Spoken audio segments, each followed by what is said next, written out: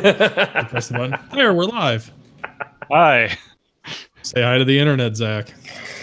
Hello again, internet. Do you think we really start on time? Like actually start on time? No. Like a good half hour before we really get into the thing.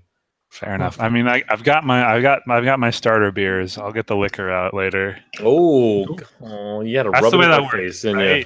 Rub it in my face. I just want you to know that this has been sitting by my side the entire time since the Gordon rule, and I have not touched it. What's the Gordon? I'm not familiar with the Gordon rule. Oh, he super doesn't watch this. So Coach used to get so shit faced that we would have to like babysit him. I've watched one or two. I've watched one or two. Yeah. So after some nights where he said some pretty ridiculous things and doesn't remember saying them, Gordon Berg to Gordon nonetheless. To Gordon. Yeah. Gordon implemented the rule that he's not allowed to drink liquor. I implemented the rule. It's so sad. After literally like a week's worth of apologizing. I'm no longer allowed to drink hard alcohol on the show. Sad. If I do, I have to give Kyle a $50 store credit. I've got some really good rum. Well, rum's not really hard liquor, so. I bet it's super tasty. It is super tasty, yes. That's true. And it's a little harder when you just drink it straight too. So.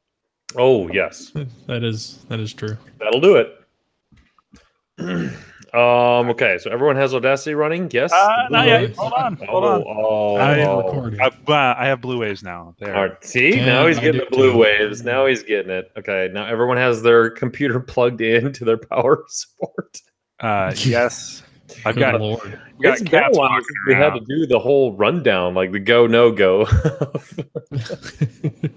This has been problems we've had in the past. Yeah.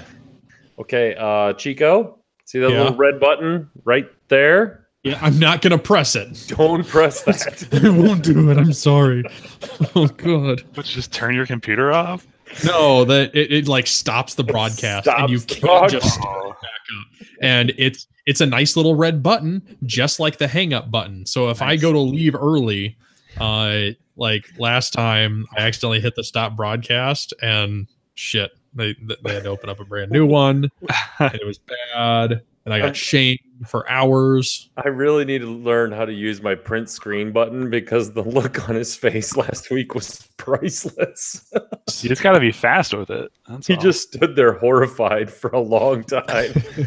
And like all we could see was him horrified. We're like, what'd you do? Because none of us pay attention to what's being recorded or not. Yeah. He's like, sorry. And we're like, no. And then I just hung up and left. And he just, well, see you later, guys. Seems good. Yep. It worked. So it's just us tonight. Yeah. So sad. I think we could probably, unless anyone wants to get something off their chest on gotta the do snappy doos. recorded / not recorded. We got to do snaps. Okay, so what we're gonna do, Zach, is we're gonna do 3, 2, 1, and then you snap into your microphone. Okay, on 0. What that does, so it's 3, 2, 1, and then you snap. Yeah, I got it. So 3, 2, 1. Perfect. Sounds good. That works for me. And that was at 2:03. Oh my God, are you literally doing that? He asked me to. Ooh. I don't know when that was for me. I'm not that He's nice. taking time. No. It doesn't matter for you. Just need it for me, so that he can then go through like really quick and be like, oh, where was the commercial? Put it there. Oh, where's the ending? Put it there. So, do you guys have editing? What is this? I gotta try to figure out where I can put this. Why the hell do you have a traffic cone? Okay. This is what we call stories to tell the live listeners, but doesn't go on the recorded podcast. I think we're a bit late for that, though. Yeah, we are recording to the internet right now. No, I know, but we have 6 viewers, so whatever. Wait, do we need to beauty right here? Chat? We can. We usually do. Yes. Ooh, yeah, okay. we usually If you have want, the chat if you popped want up. to know how to do that, you have to go to the YouTube page where this is broadcasting. He knows how to do pop out chat. Make sure you silence the radio or the audio. Yeah. and Otherwise, the you get radio. feedback. You don't want the radio on. And the radio. And then over in the right-hand corner, there's like some 3 little dots that you can do pop-out chat. Yeah. And then you can do the pop-out chat and then close the YouTube. You don't need to have the YouTube running in the background. The pop-out chat will be fine. And then you can say some fun stuff like, "Woohoo! We're live, motherfuckers!" Or insult Except you can't people type. for getting Spanish wrong. Turns out to be Wait, "Woo! We're live, motherfuckers!" That's what that turned out to be. So Lonely Pop Anyway. Tart. We have a listener named Lonely Pop Tart. Hi there, Lonely Pop Tart. They always come in packages of 2. Well, I maybe, suppose I've eaten one Pop Tart and then I got like pulled into a meeting. So the other Pop Tart just sat there and got stale. It was super lonely. And then I got back up. You and have that is a kids. stale-ass I've known. Pop-Tart. you have kids. I know you've had lonely Pop-Tarts. This is a true story. don't. Yeah, we all know the lonely Pop-Tart. And why is it listening to me now? Why is it listening to us? That's a good question. So anyway, back to the story of the traffic cone. This is from Gen Con. Oh no. And as apparently in OCX fashion, at least 2 members of our I missed all of that. we got cut out. lost him. Yep. I heard Yeah, at they least got 3 cut out. members. Oh, you're back. Yeah, I'm back. So anyway, at least 3 members usually go out on Wednesday night after we've just driven 11 hours to try to get there, and they try to find the nearest bar and get as shit-faced as possible. Well, unfortunately, this bar was near a construction site, and he, who shall not be named, decided he was going to break into said construction site and steal stuff. And so, in hindsight, driving into Indiana sucks balls because there's a traffic cone literally every 100 miles you have to drive from the border to Indianapolis. Yep. And I said, if I ever see another traffic cone again in my entire life, I'm going to kill someone. Not totally real, just like it's a word, just throwing it out there. Well, said someone stole a traffic cone, and then another said person who was not involved in the said stealing of traffic cone thought, man, let's put this in front of Coach's door. So when he wakes up, there's a traffic cone right in front of his door, which really pissed me the fuck off. And ever since then, that was in front of my door every single morning at Gen Con. I didn't realize they were going to bring it back with them. So we're thinking about turning it into like a little trophy. I think we're going to have a bunch of people sign it, and we'll just see where it goes from there. So Make it into a Christmas tree topper. oh, there we go. The OCX Christmas tree topper. Yeah. Get a little something non-denominational on top. Well, we got OCX Dilly Dilly right there. That's non-denominational. We take everybody And light that shit up. and just light it on fire. I meant like the icicle lights, Oh, not the fire. We're just a traffic cone lit on fire. Zach, we go hard here. Hard and fast, zero chill. Oh boy. Okay. So now that we've done snaps, We're like we've a got pizza cutter. All got edge and no point. we've got our fun little story for after the Yub Nub that Montana can cut in. I think we're ready to go.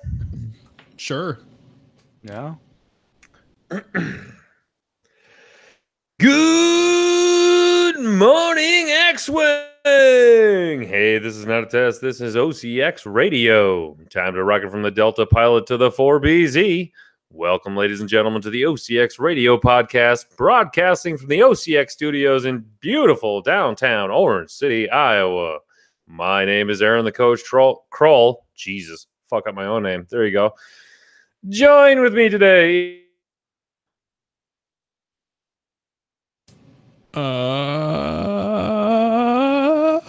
On it. I just phased the fuck out there, didn't I? A little bit. Yep. All right. Joining you today. Hold on. We're gonna redo this. Just go from joining me today. No.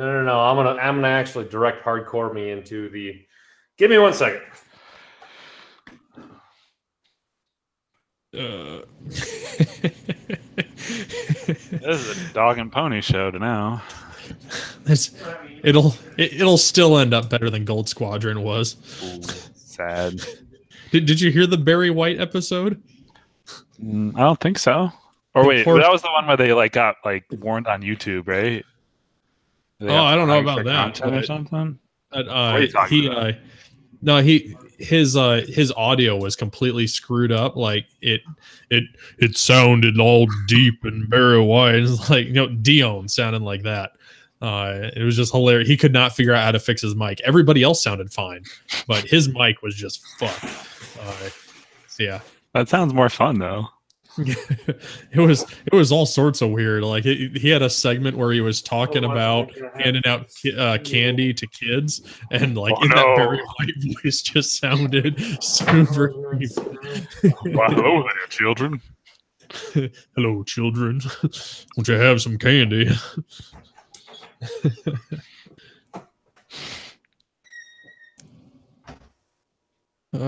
Where is he going? I have no idea. Apparently he's America door. I feel like he's about to climb his telephone pole and wax the high-speed internet. Yeah. Well, I mean, it is a surfboard, right? That's his thing. Well, I can't find Iowa on a map probably. So I don't know where his internet is. Dude, I forgot that I forgot that Missouri was a state once. Jesus. Somebody mentioned Missouri and I was like, Missouri? What's ridiculous? The proper pronunciation is Missouri, which is ridiculous. Also, it's only 2 states away from us. Right? There's St. Louis and shit. It's only a 5-hour drive to St. Louis from Indianapolis. Imagine, so Iowa is just north. If you go across from Fort Wayne, you'll hit Iowa. If you go across from Indianapolis, you'll hit Missouri. So you just go west through Illinois. Yeah. Sad. Nobody wants to do that. Right? Going out to San Diego on Friday. That's fun. Should be fun. Yep. I'm doing the quality content right here. Yep. I'm doing the full media tour this week. They go on some other jerks on Friday out in California. Oh, Minox? Something like that. So while we're sitting here waiting, I've been trying to figure this out. I have a YouTube video that I need to put up, but I need to cut out about 20 seconds. Does anybody know how to do that? Everything I found costs money or forces ads and watermarks on it, and it sucks. So if somebody could fucking help me out, that'd be great. What you could do is you could just take a video camera of your screen and then pause it and then hit record again after you've played past that part. Oh, that would be so bad. Quality content, right? Right. Have you ran today? I did. I had to do a short one because I only had 15 minutes before I had to get the kids on the bus, so I had to do a short one. My usual route is about 23 minutes. I did not have time for that. What day is it? I did 5 miles on Monday, but I've just been lazy. I can't run in the mornings just because I don't wake up early. And then today has just been a mess. Let me tell you, 7 hours of meetings, and then this is another meeting almost, except I actually get to talk in this one. Sound one. What is he looking for? I have no fucking clue. I'm guessing he's trying to hardwire in. He's covered right here. Oh, he is. Yeah. Yeah. No fucking way. That's the man. Let's look at something. I can't tell the difference anymore.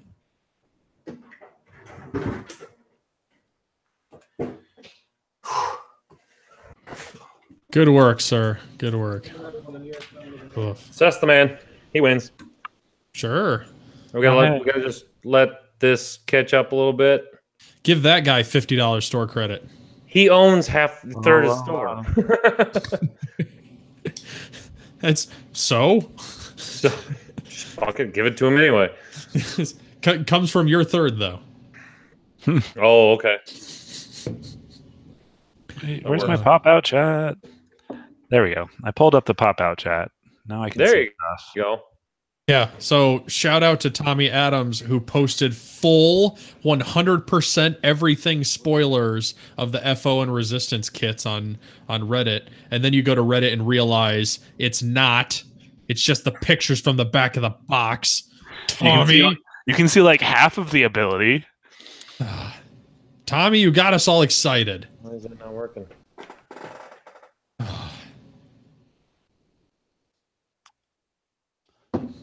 I'm going to need another beer before we get started. Oh, yeah. See if it still works out. I'm going to run and grab that just so I'm not left with nothing.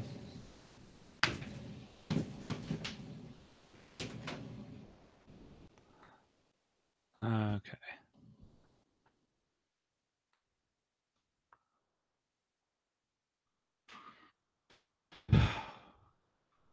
So what's new? Zach Bart is currently getting caffeine in me, and then I've got some Ohio beer that my brother bought back from Cincinnati. It is Captain Stardust from Yellow Springs, Ohio. I'm gonna break into that in a second. Oh, here we go. And then I got a bunch of I got a few Wisconsin beers in the fridge still. That is just the best, isn't it? What's it like being a 14-year-old girl? My wife put like a whole shit ton of these in the fridge, and she was like, "I don't like the lemonade ones. They're yours now." I'm like, "Oh, Wait, okay." how do you not know if you like Mike's Hard Lemonade? But she has like a whole bunch of the flavored ones. Oh, okay. And like it was like a sampler pack, and like these are the ones she doesn't like. My brother can't. We got two coaches. So my Coach, brother, I'm ejecting, not you.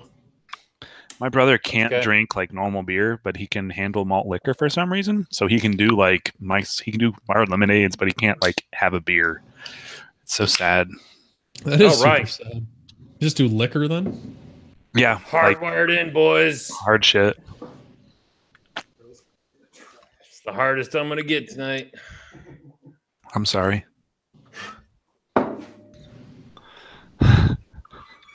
Hey, none of that. All right. Oh, yeah. Beat it. Hey, internet. Here's a cat. This is There's Mason. a cat. That's not a cat. That's holy shit. That's something. All right. Take two. Woo! Ready to go? I'm ready to go. Sure. So we've only got, what is it, 17 minutes of useless audio on Audacity? Fine. That's fine. That's nothing. That's nothing. You're keeping your little log. I super am. All right, take two. Good morning, X-Wing. Hey, this is not a test. This is OCX Radio. Time to rock from the Delta Pilot to the 4BZ. Welcome, ladies and gentlemen, to the OCX Radio Podcast, broadcasting from the OCX studios in downtown Orange City, Iowa. My name is Aaron, the Coach Kroll, and join with me today, as always, the one, the only, Chico Brown. Roger. That wasn't as good as last time. You didn't have the little echoey. It was good, but it wasn't as good as Dion good. Roger. There you go. I knew you had it in you, buddy. Yeah. Okay. And because it's just us two, we're just gonna keep going along with it. Oh wait, no. No, wait a minute. We're joined with that special guest that I mentioned last week. Ladies and gentlemen, the extremely not X-Wing famous Mr. Zach Bart. Howdy. I have no idea how to introduce myself. You can introduce yourself as the very first time on the OCX radio podcast, guest host, man of the hour, guy with all the knowledge, Zach Bart. I like that. Mm-hmm. There. Did it for you. Don't worry. That's what I do. Enough. The destroyer of Fort Wayne. Feel like there's a story there. Oh, it wasn't hard? Him and his indie guys always come up for our store championships and troll us. They do well. Yes. I feel like you're the OCX of indie when it comes to local store championships. Because that's all we do. We just invade. It was fun. I put together a complete kind of joke list that I just came and went 6-0. It was great. It had Cassian and a U-wing, and every time I started telling people about this, they were like, "Wait, where's Rage? I'm waiting for it." fucking Rage on Wedge. Turns out it's pretty okay. It's pretty okay. Yes, that would if you can handle it. I mean, obviously. Oh yeah, no, it worked out. I stress, but it got me to day 2 at Gen Con. It's pretty good. Yeah, and then there you go. Yeah, and then I met Jaren because some asshole dropped from the cut, and I got paired against Jaren. Oh, wrecked. Oh. Yeah, that super sucks. Oh man. No, it was fine because had I won that game, it would have been Francois Moret next, and had I won that game, and then would have been Duncan. Wow. Okay. Yeah. Yeah, that guy super fucked me. That would have been like top 50 of Tim's freaking national whatever players list right there if you went through that ringer. Yeah. Well, I like to start off every episode with good guys. Well, I'm not going to do the rundown of what we're going to talk about because I don't have that. I mean, I have the notes in front of me and I could do that, but I'm not going to. I just want to ask, what's up, guys? How you doing? How's Chico doing? How was your week? Chico's losing his mind because he doesn't know how to video edit. If I'm being honest. I could kind of figure that out when you were asking to download Windows Movie Maker, and I'm like, nope, that's the wrong one. No, it super had the thing I wanted, and then it was like, but we're gonna put ads on this. So I'm like, fuck that. So I go Googling like free ways to trim video, and they're like, oh, here's the top 3 free ones. Download all of them, and they're like, with a watermark. Like, fuck you. I'm not gonna watch your goddamn watermark. Nothing's free on the internet, baby, except for the OCX radio podcast. I don't know. You can watch ad free. Right now. The easiest fucking thing I might do is just remake the fucking video. Fucking hell. How long is it? It's only like 20, 30 minutes, maybe. You've put more energy into looking for this. I super have. I spent more energy bitching about all the energy I had to do looking for the thing. I don't even know. Are our videos, is there an ad that pops up at the front of our videos or not? I don't know. I don't watch this shit. I don't either. It's YouTube. Everything has ads. Yeah. I don't think we are. I think we're fucking ad free here at OCX. Zach, how's your week doing? How's your week been going, buddy? University classes start next week, and I'm a teacher, so I hate life. Now, so you're a teacher, not a professor, or a professor that's a teacher, or are you like in between? Because you said university classes, and I'm assuming you're a college. Yes. So you're a college professor. People would get upset if I claim to be a professor sometimes, but they're assholes. So fuck them. Who cares? We don't care. So you're like an adjunct? Basically. So I'm busy. Now, every time you come back on the show, I can say Professor Zach Bart. Yeah, that works out. And anyone who has beef can go fuck themselves. We just call him the professor. The professor. Let's not do that. We just call him prof. I know the prof. The prof. He is lesser Zach's math guy. It's true. It's true. I learned how to use that like Gale of Storms thing before other people apparently. So that, and I know how to do basic fucking math. Yay. Well, right now you're already the most polite Zach we've ever had on the show. So you've got that going for you. I could yell. I mean, you could, but you don't need to, right? Oh God, no. See, I love him to death, though. we all love him to death. Yeah, do you guys know the story of how Zach Matthews and I became friends? Let's do this. Okay. But this is an excellent opportunity for us to hear how. Okay. A tale of two Zachs. The tale of two Zachs. There's three Zachs here. Whoa. Yes, That's yes. way too many Zachs. So I went up to the Wisconsin Regional, and apparently they were reading off the people for the cut. And it was like, in 12th place is Zach Reynolds. In 11th place is Zach Matthews. In 10th place is Zachary Bart. And then apparently, like, I was heartbroken, but the other Zachs got super excited that it was just three Zachs in a row. And I guess Paul Heaver noticed all of us that way. He was just like, oh, that's a lot of Zachs. And then the next tournament I go to, I play against Zach. I think it was Chicago. And then he comes up to me like during the game and he just goes, hey, we have the same first name. We're friends now. And here I am. So can we call you the powerful Zachs? I mean, the triumvirate of Zachs. Zach Powers? Nothing? No? That sounds familiar. Let's not start a Zach Power movement. Can we start a Zach Power movement? Just, I don't want to start an anything power movement. In all of Saved by the everything good that is Saved by the Bell. Can we start a Zach Powers movement? That wasn't Zach Powers, was it? That was something else. Zach Powers was his name. I'm out. I'm pretty fucking sure. I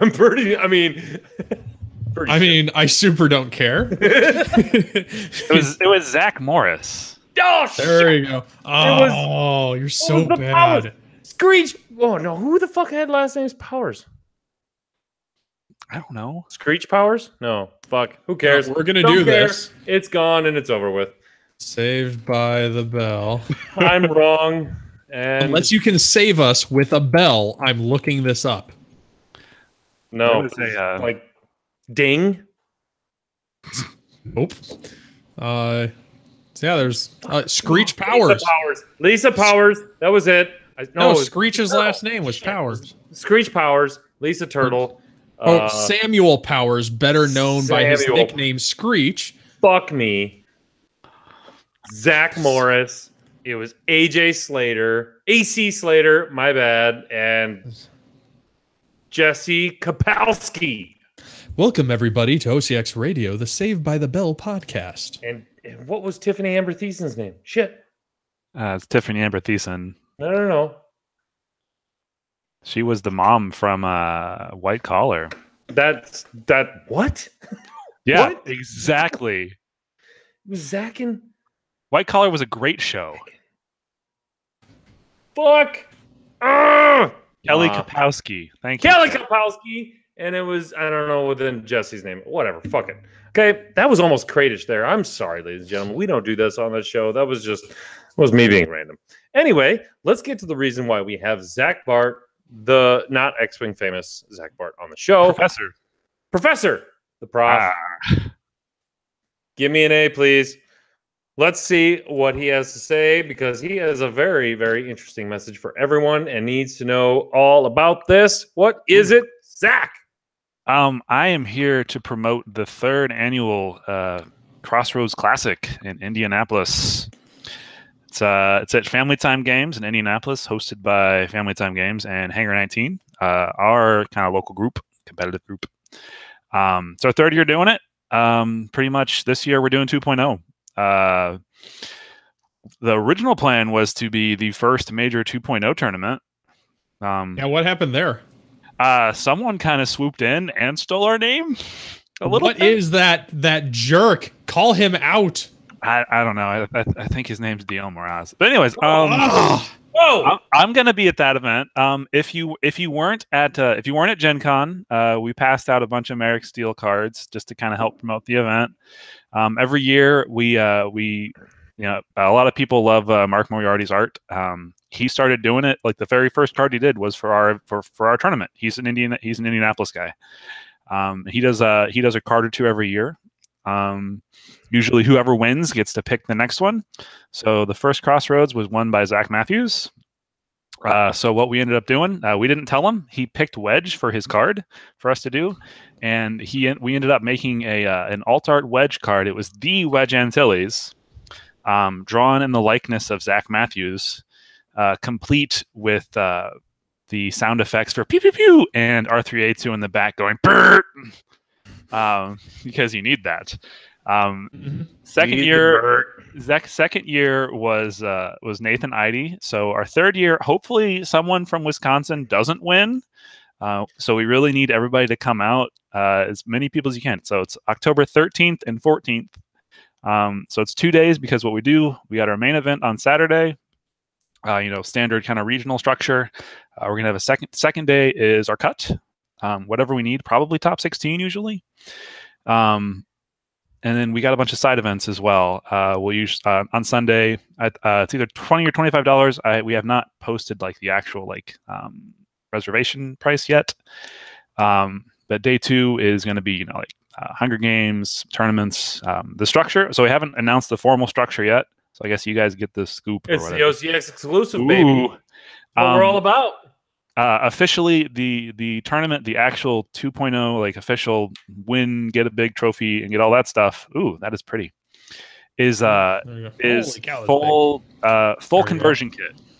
So everything that has been released, conversion kit, is going to be legal for the primary tournament. The Golden Age tournament, since nobody really wants, since a lot of people have kind of put away their 1.0 stuff. Or I know some people lit it on fire. Yep. And I don't think anybody really wants to play TLT. Instead of doing a golden age of the old stuff, what we're gonna do is we will do re-released only. So wave the core and wave 1 stuff. I know someone who would be really interested if you had literally a 55 and older tournament, and you call that the Golden Age. Ooh, I mean, so it would be Mark 4 people, but versus Bob, right? Although I would watch that, I would watch that all day long. Get out of that, Bob Swain versus Mark Tippett, just 5 rounds, just yelling. Yeah. But so Nathan won last year, and we asked him what card he won, and he deferred it to Nick, who deferred it to me, apparently. Ooh, you're deferring it to us now. I see what's going on here. Oh no! I already picked, and anyone who knows me probably knows the answer, but I'm not going to spoil it. I still need to pass it to Mark.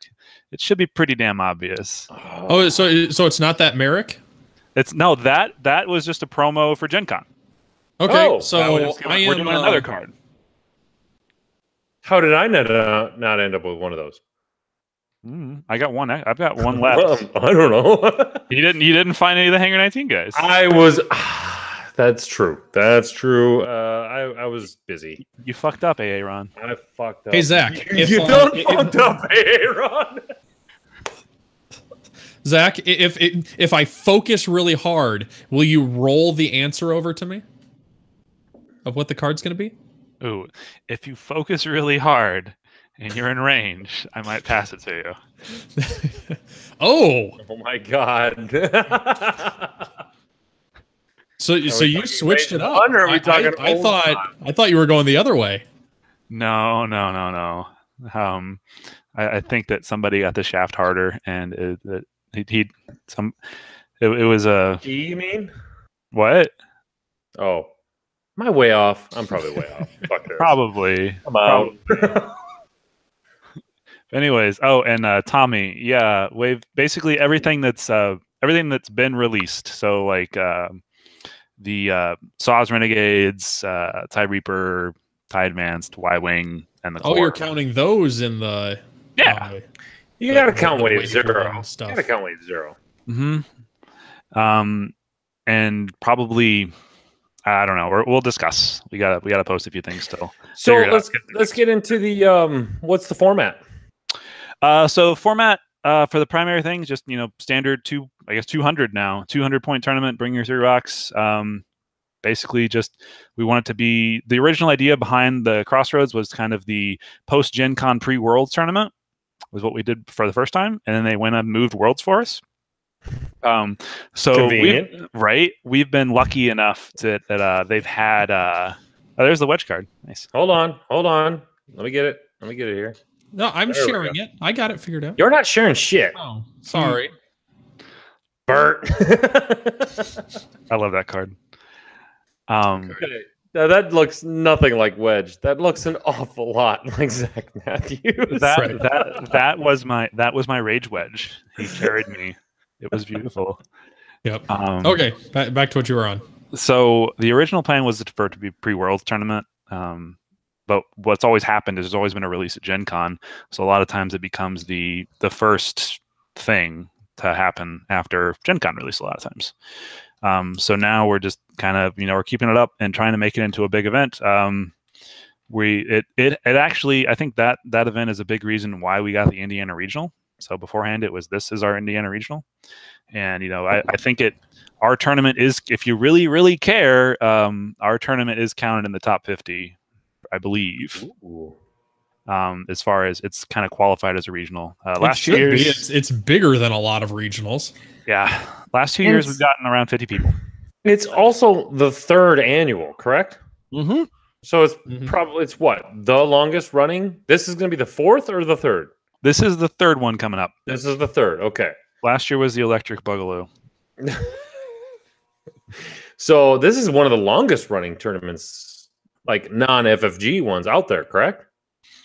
I think so. I mean, there's the Steel Open stopped at 3. Steel Open stopped at 3. I think Craig Cup 3 just happened. Outriders that as a tournament. I don't know. There's Outrider. That's been going. Outrider. Outrider's probably what, the longest? I think they just said Outrider 8. I think I went to that one. Oh, they couldn't have done 8. 7, maybe like 4 a year or something. They do 2 a year. Oh, they do 2 a year. Oh, okay. Yeah, every cheaters. But Hangar 19, we've gone the last 2 times. Our first showing, we got 2nd. So we got some good players in Indianapolis. You do. I mean, you really do. We had Dominic go and kick ass at Gen Con, getting top 4. Got a bunch of guys make the cut this year. A lot of people, and rightfully so, are very jealous of the Midwest and their X-Wing crowd. I mean, as they should be. It's kind of like, the whole NFL thing. Like, if you want to start an NFL team, go to the Midwest because it's cold. They have nothing better to do, and it's like they will latch on to anything and like treat it to like the nth degree of importance. Just look at those fucking cheeseheads up in Wisconsin. They're all right. Build a fucking dome already. Get warm.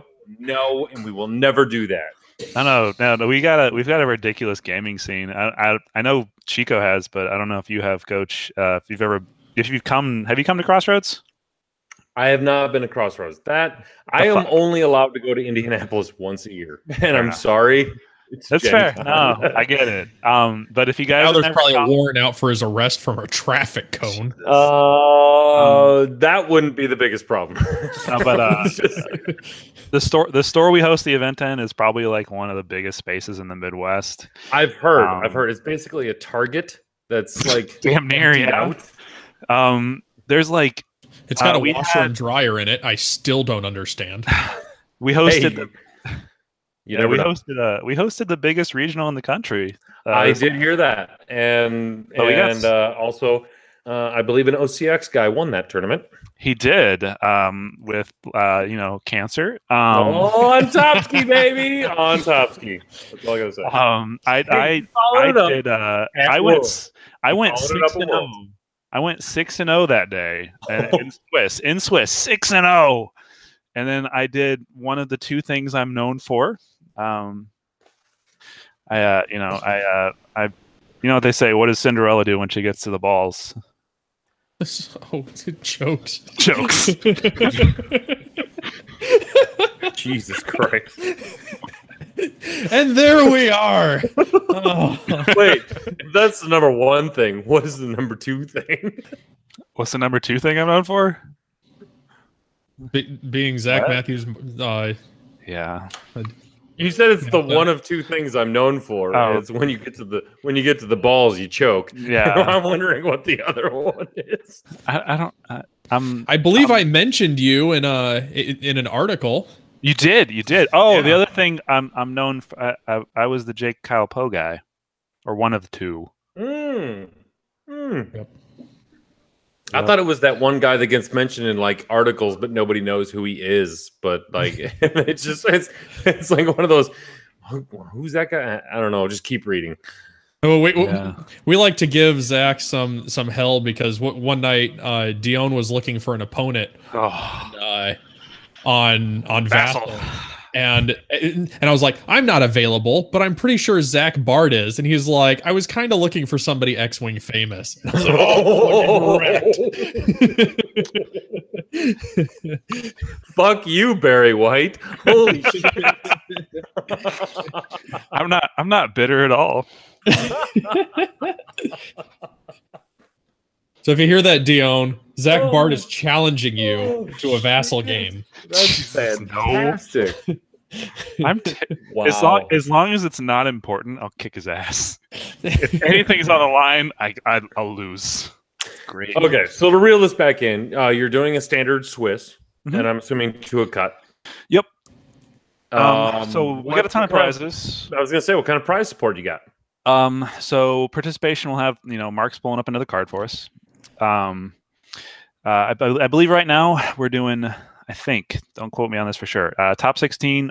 If you've ever seen them, last year we did some damage deck holders, which were really popular, like custom aluminum milled with all sorts of it opens up and you can kind of put it out, so it's protective storage, so it won't shake around. Like, it will seal, magnetize. You can shake the hell out of it. You're not going to lose your damage cards, and then it'll actually fold out on itself and have a place where you can actually pull your damage cards.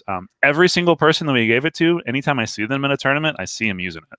So nice. It's one of the nice things. I think top late for a retrofit for the new ones, you should get like a little electric shocker. Oh God! If it's not a fingerprint match, because man, do I steal a lot of damage cards from other people's decks. We're gonna be doing we're gonna be doing half of them as the standard size and half of them as the big size. Oh, nice! Yes, for the promo size. That's cool. That's awesome.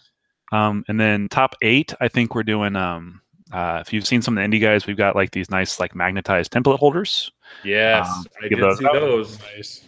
And then top 4, we are having Andrew Knuckles print some custom templates for us that I think Mark's going to paint out. We're doing the designs right now.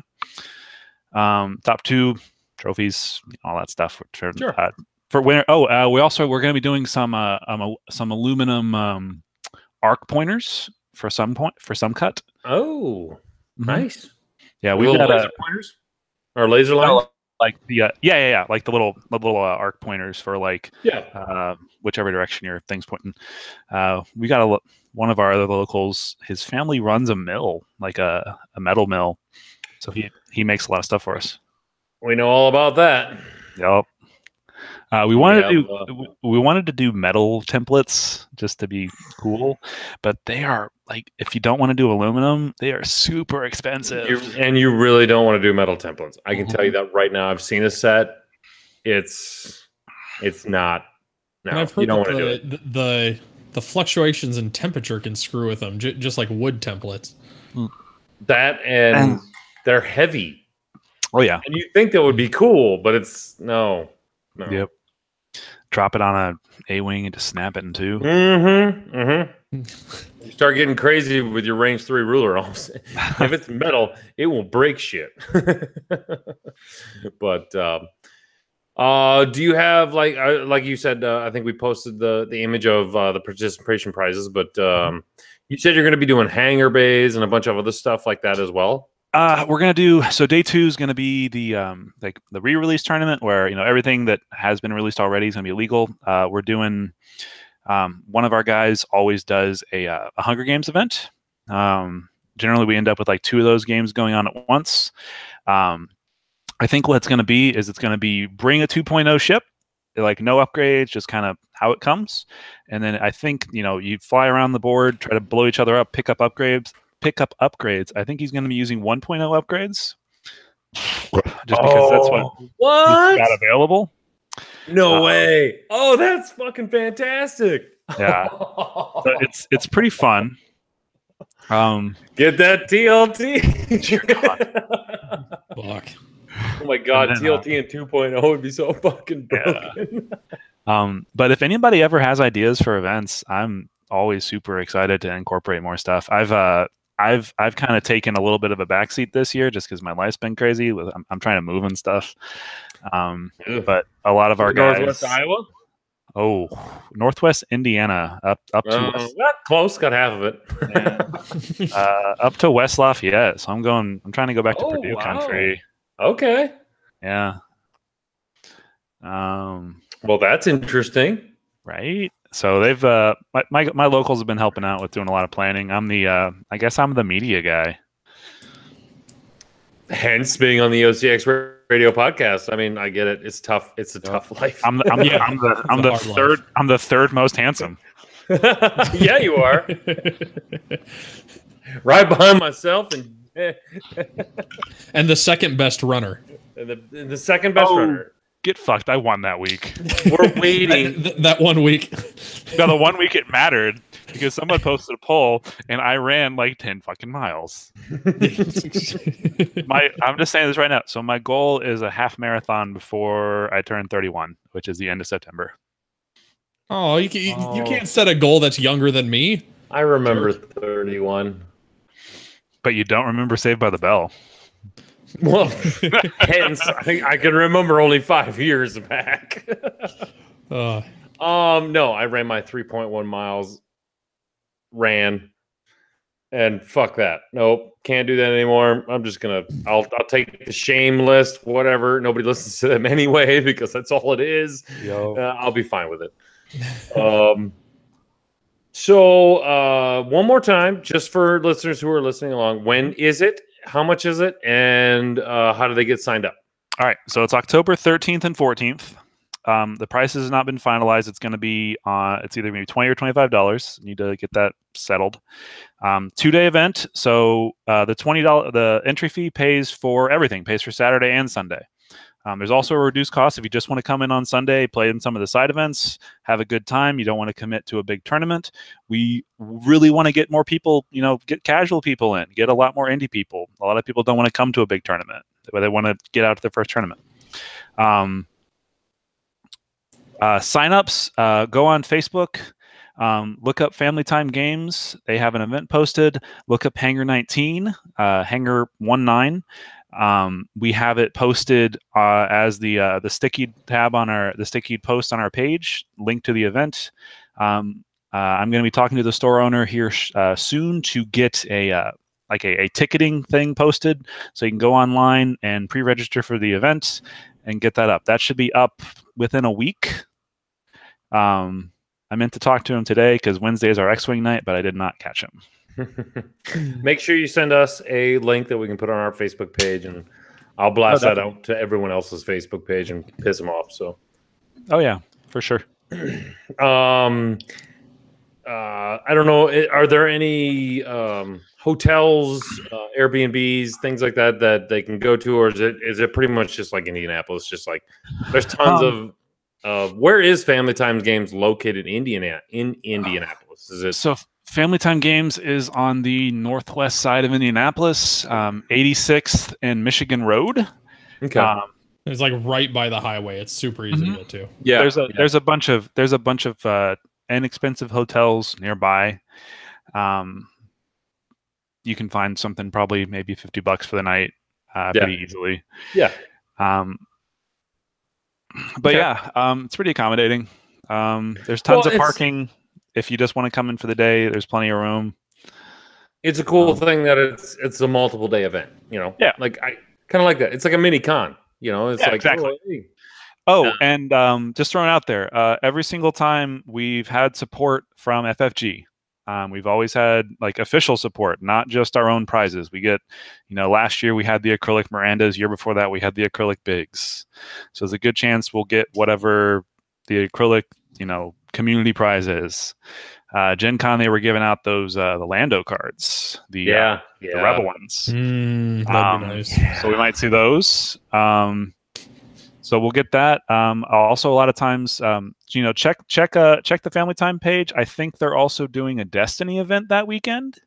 So if you want to come in, for that as well, we do tons of stuff. It's getting bigger every year. And yeah, it's exciting. If this runs for 3 more years, that'd be great. We got a new game. I may be moving up to West Lafayette, but I'm still going to be a big part of the community here. You're the media guy. You can go wherever. Right. As long as you got a laptop, a video, and some headphones, you're fine. Exactly. Okay, so for all of our listeners, you can definitely go to Family Time Games website, but we will be linking everything on the OCX Aces Facebook page as well. Screw it, I'm going to put it on the Podcast Central Facebook page as well because spam it everywhere. Whatever. I'm going to send that's that. That's what I do. Chico. Spam. If my laptop doesn't freak out, but that's really exciting. I love these homegrown tournaments. I really do. And apparently now they are becoming the rage. Everyone's kind of going, you know what, FFG, you did a good enough job. You're doing an okay job, but we think we can do it better. And it'll be interesting to see how some of these new ones come up. I mean, you guys are in your 3rd year, so you've already known this works. This is good. FFG approves. It's great. We kind of have to do our own homegrown thing because nobody's going to get to go to Worlds on their own. Oh, wow. Good segue. I was going to maybe get a little bit more information on contacting out of Zach, but whatever. Plenty. Fuck it. We're moving on. Okay, so this happened this week, and I know everyone else has basically talked about it, but man, I have not heard anything that how do I go about this? Nobody's expressed the opinions that I've wanted to express. How about we go with that? Sure. So, as you've all heard, FFG came out with a very, very broad explanation of what Worlds is going to be this year. And as I try to add Zach Bart to the OCX Facebook page, I'll let Chico take over because, my God, my brain is not working right now. Yeah, sure. So they put out an article. You can go read that. It's qualify for Worlds in less than 12 parsecs. So essentially what it boils down to is Worlds is invite only. And we'll get into our opinion of that. But the ways that you get an invite is either top 8 at a System Open tournament, be the undefeated person at the System Open Hyperspace Qualifier. So those two methods are the same as what it takes to get into Coruscant. So if you make it into Coruscant, you get into this as well, I guess, if they're still doing Coruscant. And then also... No, they still are. Yeah. Well, at least this year they are. I assume. No, it's the day before Worlds. Really? Yeah, Coruscant is like the 2 days before Worlds now. Huh. They can't schedule their own space. It's okay. Okay, at least it's less flights. Right side. Sure. Well, we'll see. I'll fucking worry about it if I ever qualify for one of the fucking things, but whatever. So the other ways to do it is be the winner of a hyperspace trial, which is essentially regionals, or be the top 2 at a hyperspace cup, which if you don't know what a hyperspace cup is, they said, and I quote, hyperspace cups are upgraded versions of hyperspace trials that come with additional prizes and offer an experience befitting a premier level of competition. So essentially, hyperspace cups are those few places in the Midwest where where we have so many players, they have to give us additional prize support. So Detroit, Indianapolis, Chicago, those places always get 100+ players, and FFG dishes out extra stuff to us. So I imagine that's what Hyperspace Cups are, those places that are getting a whole lot more. That could be Nationals, though. I thought Nationals was just Nationals. No, they might be completely redefining their tournament structure overall. It could be Nationals, Continentals, like upgraded versions of Hyperspace Trials. Yeah, but you got to look at the way they're doing the L5R, the Cotes and the Grand Cotes thing. So I had to cut my fresh air off early because no, the Nationals are still the Nationals. There's still going to be a Nationals. There's still going to be a Gen Con, a North American Championship. There's still going to be U.S. European Nationals. There's still going to be those. Those are not, as far as I know, as a store owner, those are not going to be the Hyperspace Cups. So if you go to a big ass regional and do really well but don't win, you still get in. If you, as far as I know, and correct me if I'm wrong, if you are in the top 4 of any of those national and up levels, like North American Championships, I thought is it top 4 or top 2? Top 4 for Gen Con this year. Yeah, so it's I think it's the same as Nationals. It's still the same for motherfuckers. I got it here. This is off of the article called X-Wing 2nd Edition Organized Play.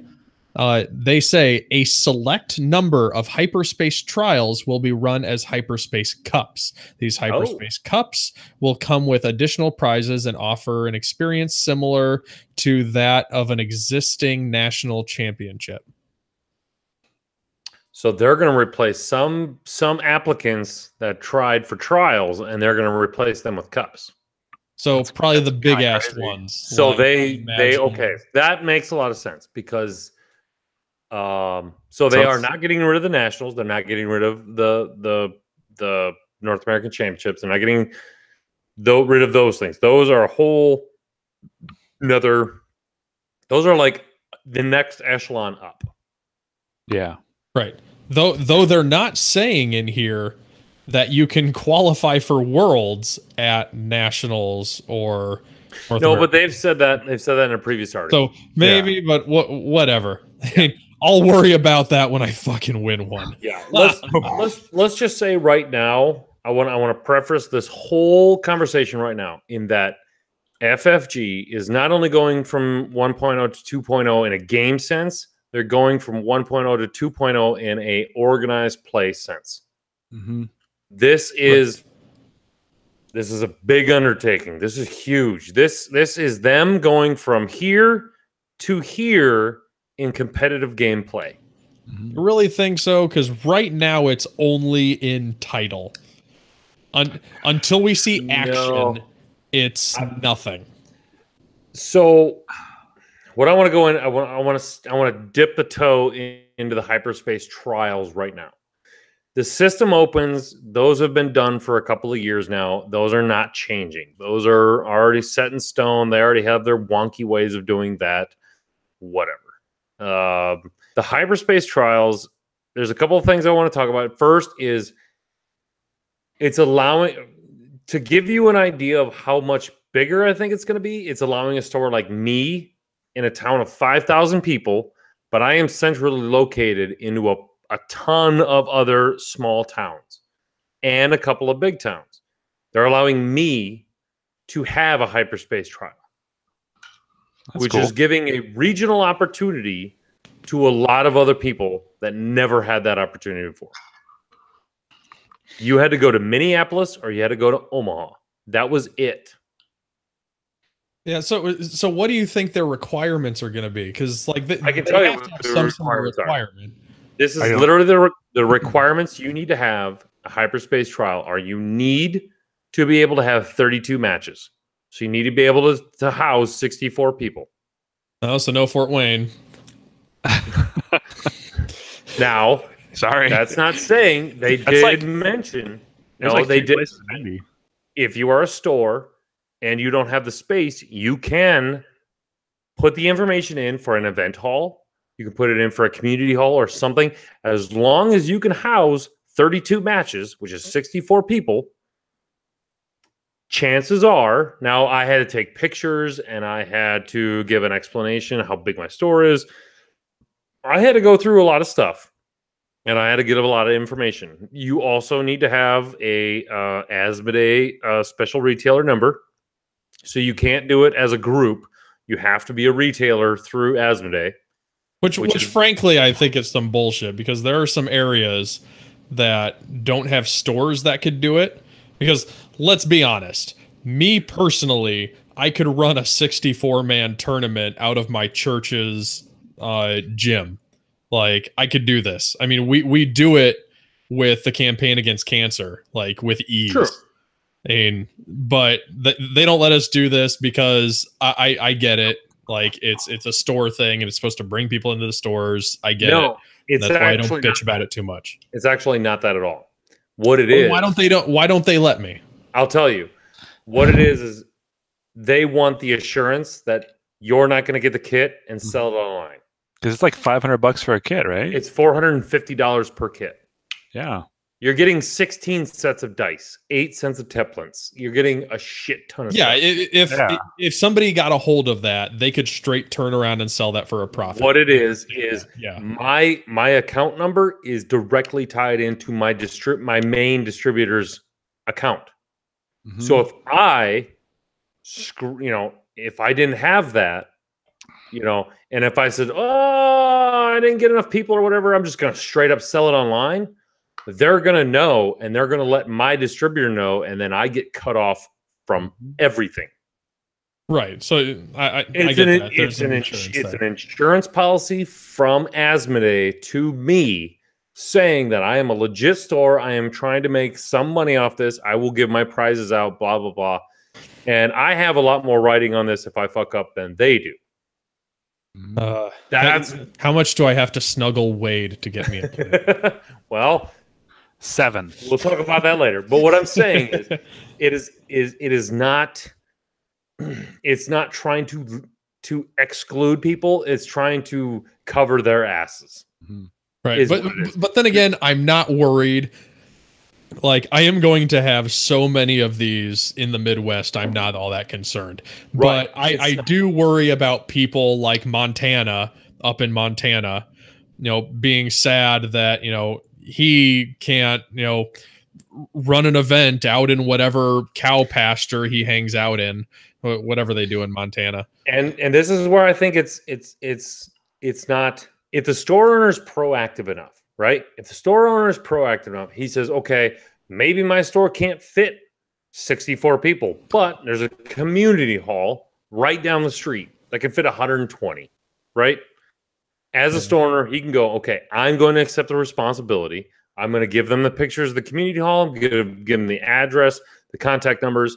If he really wants to, this is all coming down to the store owners, guys. This is not FFG. This is the store owners. That's why they pressed twice in 2 articles, get your store owner to get one of these.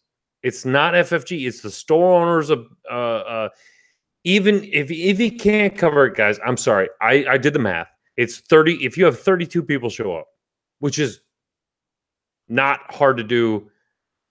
Shit, even if they had 20 people, it's $14 a ticket to break even on the kit. It's $14. Right. If you have 32 people, it's $14. And I do a shitload for community stuff too.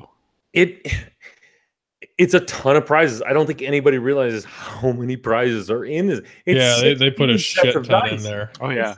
I was talking to Wade at Gen Con, and he was telling me, like, for 1.0 they did maybe, I think he said something like 80 to 100 alt arts total, the entirety of 1.0, and they're already, just for 2.0, they're already well over that. Yeah, they're giving away so much. It's insane. So this whole argument, and I tell you what, guys, it's not just the U.S. It's not just Canada. I know there's a lot of people that are saying, well, Australia and Europe and these. It's up to your store owner. Mm-hmm. I understand it's a steep price. It is. It's a lot of money. Even I'm kind of going, shit. But I know my community. I know I can get that. I forget. Well, geez, like if I had a store near me that the money factor was the only thing, like I would walk up to them and be like, "Hey, you run this event, and I will guarantee you will get the money to cover it." It's like if that means that I have to front a whole bunch of the money and just give out all the swag and we'll all be happy. I'll sell all mine and make my money back. Not a big deal. But like, if I have one thing against FFG in this whole thing, it was I really don't know how FFG could have done it any better. They put out 2 articles saying, guys, get to your store owners and have them order this. Like, get their applications in. Like, no matter where you are in the world. It's over. It's over now.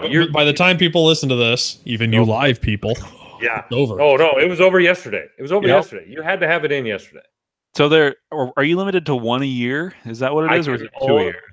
Yeah, stores can only do 1 a year. Yeah, there's 2 a year available. But one now, which I imagine like the first half is going to be packed, and the second one is going to be like nothing because all of the big time stores are going to push for it. So I was told, and in my email, and how this goes is you apply, and you apply for a hyperspace trial.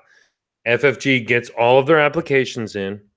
They review regionally how many applicants they have.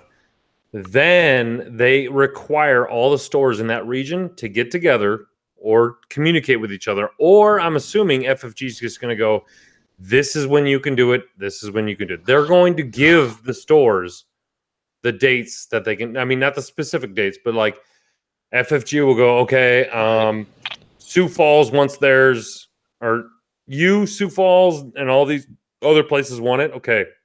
You could do yours in the March through June, and Sioux Falls gets to do theirs through the September through November. They've given us the option to maybe switch and swap kind of a thing, according to store owners, but they're basically dictating when we can do it. That's about as good as they can probably handle it. It's as good as they can do it. That way they don't push load a bunch of freaking region or hyperspace trials in the beginning of the year, and then all of a sudden at the end of the year they're like, well, there's nothing left. They're handling this. This is the best I've ever seen FFG handle anything close to anything organized play wise. This is crisp. This is clean. They got their shit in order, guys. I can tell you from the back end side of it, they are really putting their manpower in on this whole thing. I think it's going to be great. I really do. I think it's gonna be fantastic. I will have to take your word for it. So to circle back off of this massive tangent, you think they're handling that really well? How do you feel about them handling this world stuff? Because I got some opinions about it, and like I'm super torn on this. Because like on one side, I'm happy that it's invite only. It is worlds. It should be elite. You earn your way in somehow, and that's kind of what they're doing. I once they had Coruscant, I didn't think this was necessary for worlds. Mm-hmm. So with them suddenly doing this for worlds, it feels weird. I'm wondering, like they've said this is a way to earn your way into worlds, but is this going to be the only way into worlds is a question a lot of people have been asking. I'm hoping this is just going to be like, here's how you get your free tickets. And then once all those people are in, we'll let a whole bunch of other people in. I think that would make people happy. Granted, I didn't really read the whole article, but that's something that I think would be good. But there is a concern I have, like if this is only invite, we've had people mention it all over the place. Australia, like they get screwed. All of Asia get, like, if you're not in the United States and maybe some of Canada, but the Howards are going to go up there and win that. And Europe, if you're not one of those two places, you're kind of hosed.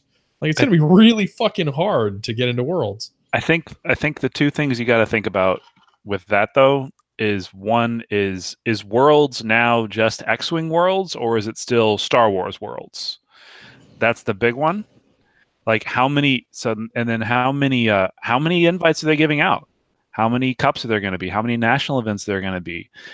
That's what we really got to look at, and that's going to be based off if it's just Star Wars Worlds, it could be just invite only. If anybody, if you guys had, they've said X-Wing gets their own weekend now. October 2019 is X-Wing only. Yeah, it's just X-Wing. See, so that makes me believe that there's either going to be an insane number of qualifiers, and it will be not terribly difficult because Duncan's going to go and fucking win three cups next year because he's just an asshole like that. And he just wants to take three cups. Right? It's going to be just like a he'll store find championship. He'll find a way. If you have a cup win and you have a seat, it goes to the next guy behind. Yeah, Jeremy. Which was a very, very funny conversation on our pretzel chat, which is what's the bet on how far down a cup or a world seat goes down? I said at least fourth place. There will at least be a fourth place winner that wins a seat at Worlds. So I imagine that anybody that really wants to go to Worlds, that goes to 4 or 5 of these qualifiers, has a good chance of getting in if they have 2 good days of X-Wing. Well, I think if you do system opens, yes. To make the top 8, like if you are a damn good player, practice your ass off, you can make top 8. Especially if you go to multiples and you just weed out that, I had a bad day. But like with these other ones where you have to be like, you have to win a regionals or be top 2 at a big regionals, essentially, that's not easy. Yeah, I mean, I got top 8 at a system open. It's not that hard. Non-X-Wing famous Zach Bart's going down. I'm one of 3 Corrin players, damn it. Fuck you guys. I haven't even won a store championship yet. I won the Fort Wayne one. Oh, wow. Well, I could just get to Worlds by saying I'll judge, but that is equally as difficult of a decision. So I want to reiterate. October 2019 is X-Wing Worlds only. It's only for X-Wing. Mm-hmm. So when people say... I don't want to start out with that. FFG is not going to sacrifice the world showing that it had every year for X-Wing. It's just going to expand. Mm-hmm. X-Wing Worlds is going to be more of like an X-Wing con, is what I'm envisioning. I'm pretty sure this is how it's going to go. You're going to have the Coruscant Invitational, right? At Worlds, at X-Wing World. You're going to have the X-Wing Worlds tournament. But think about this. You have no Destiny. You have no Imperial Assault. You have no LC. Well, obviously, you don't have any LCG. You have no Armada. Correct. You have none of those people there for any of those games. Mm-hmm. Remember how packed FFG is during Worlds? It's ridiculous. Right. Imagine those 4 games not being there. It's just X-Wing players. It's still going to be packed because now anyone can go. Mm-hmm. Just because you're not invited to the tournament at Worlds doesn't mean you can't go to Worlds. They're going to take your $40, $50, $80 ticket. Believe me, just because you want to go to Worlds. They're still going to have the event. It's going to be an X-Wing celebration. That's what it's going to be. You're going to have Thursday through Sunday X-Wing extravaganza. You're going to have the OCX tailgate. You're going to have all the new shit previewed. You're going to have all this other stuff. It's just, oh no, you didn't get to participate in the Worlds tournament. Doesn't mean you can't go to Worlds and experience Worlds. Everyone will tell you who's ever been to Worlds will tell you, oh yeah, the tournament was the only reason I went. It's not. No one ever says that. You go to meet the people. You go to for the camaraderie. You go to meet other X-Wing players. You go there to have fun. You go there to get drunk and sing karaoke at a weird ass gay bar.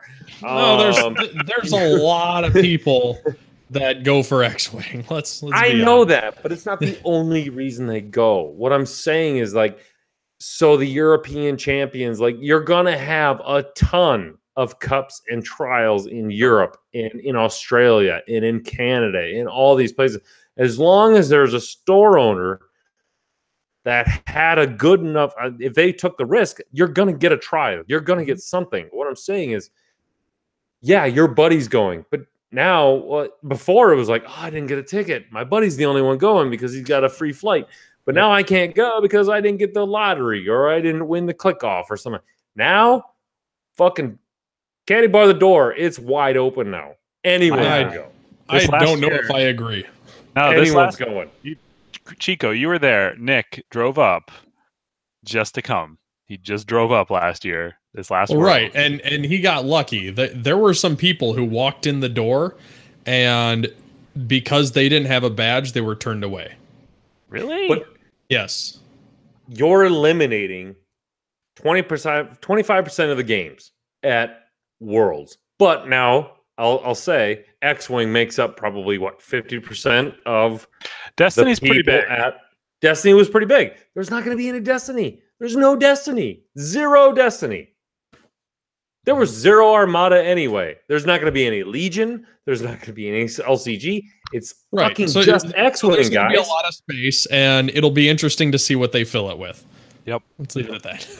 But like the actual World Championship tournament is invite only, which I agree with. It says at the top of the article, invite only. I completely agree with that. You're going to have Coruscant, which is going to be, small regional-ish, and then you're going to have slightly bigger for Worlds and 90% American, and then you're going to have a whole shit ton of side events that you're expecting all of the world to travel for.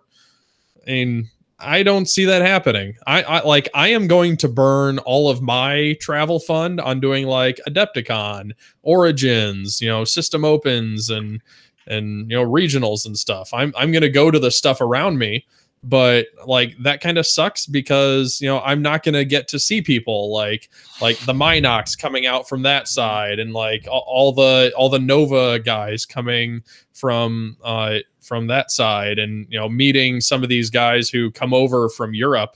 That's always been like a great thing about Worlds is this huge melting pot of coming together and seeing all these guys.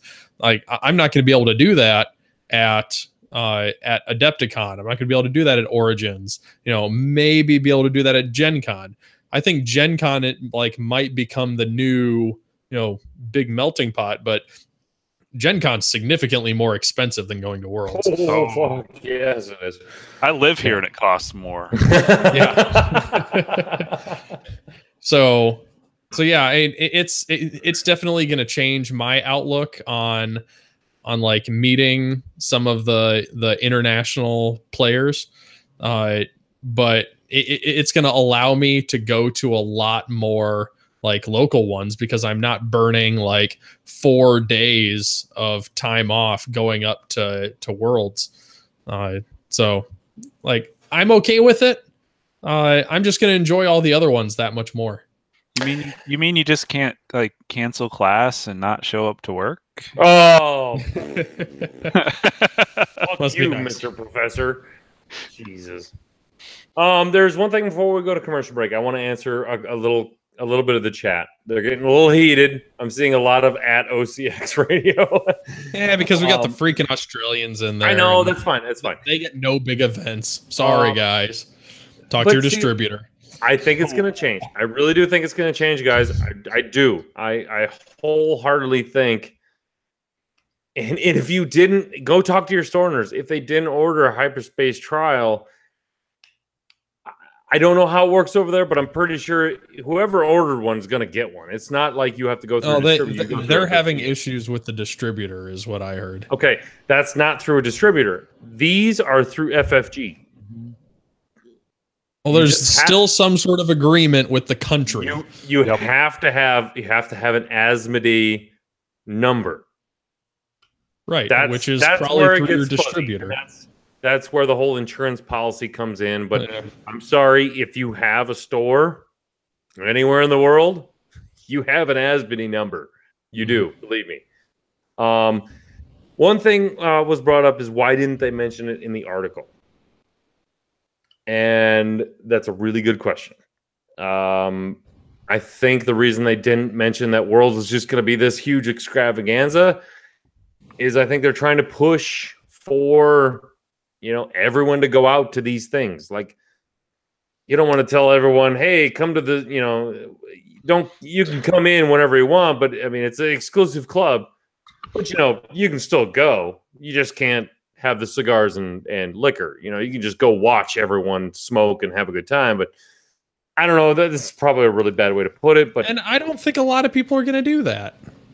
Like, that is really expensive to travel just to see some international faces. Without being in the massive competition, I don't see that happening. You could look at it as they might be trying to put the small goals more in front than focusing on what's far off. Right. Really, you set small goals to hit those, and then we find out more later. Once we get a few of these cups going, then they release, hey, here's what Worlds is going to be fucking crazy. There's titty bars all over the place. I'm kind of hoping it doesn't, because I've already accepted the fact that, okay, I'm not going to Worlds. I'll just do these other things and have fun. Just Mark, better. Mark in the chat here is saying that's not how it works here, and that sucks because I don't know how it works over there, and that's bad. If that's the deal, then conversation online that there's distributor bullshit problems. Okay, so well, agreements between FFG and their distributors. It could be that those people don't have Asmodee numbers, and it's just the distributors have some weird bulk number. I'm gonna say it now and tease a little bit. If you have those questions, tune in next week.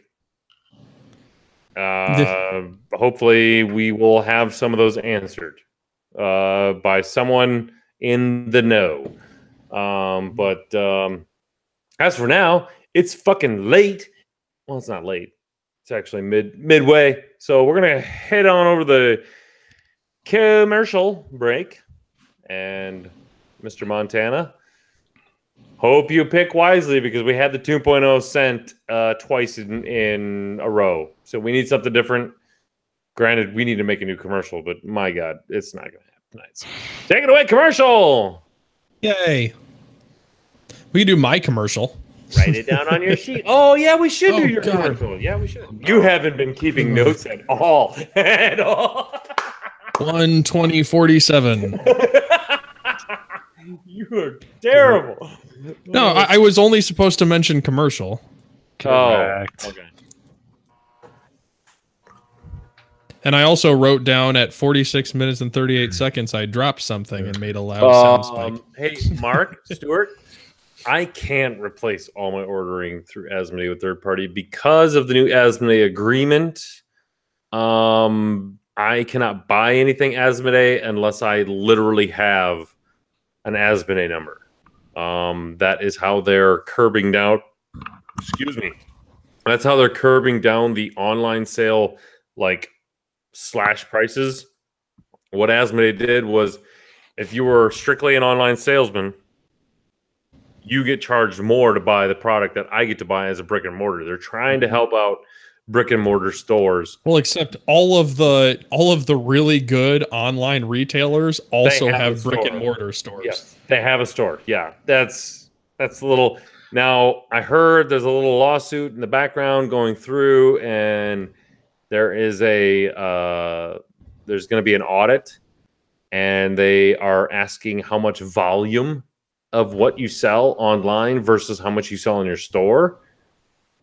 Now it's kind of difficult to figure out because some people was like, oh yeah, I totally had a guy come in and spend $14,000 on Magic singles. And they're like, I'd like to see the receipt for that and who bought that, So stores are now like those online. They're panicked right now. They're in a tough spot, which I don't feel sorry for, but whatever. I mean, a little bit I do, but As somebody who orders off of those sites quite a bit, I'm not worried. Like, no, if my prices go up a little bit, whatever. That's what we have. Oh, so what he's saying is he has to go through third party. Mm-hmm. So, okay. So Asmodee doesn't even touch.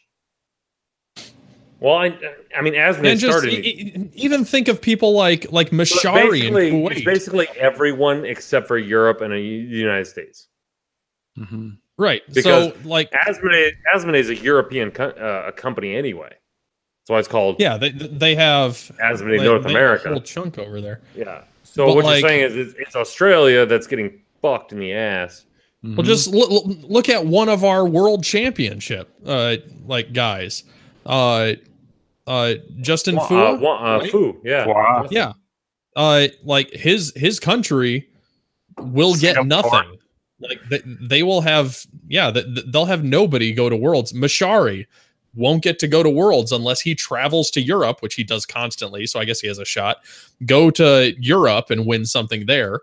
How the hell does he do that? But whatever.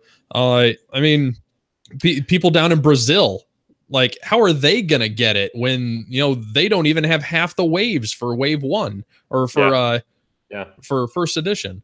All I can say right now, and this is literally like, all I can say. I'm fucking sorry, Australia. I mean, like you guys are loud and you've got a few pretty good players, but there are significant other chunks of the world that get fucked so much harder than you.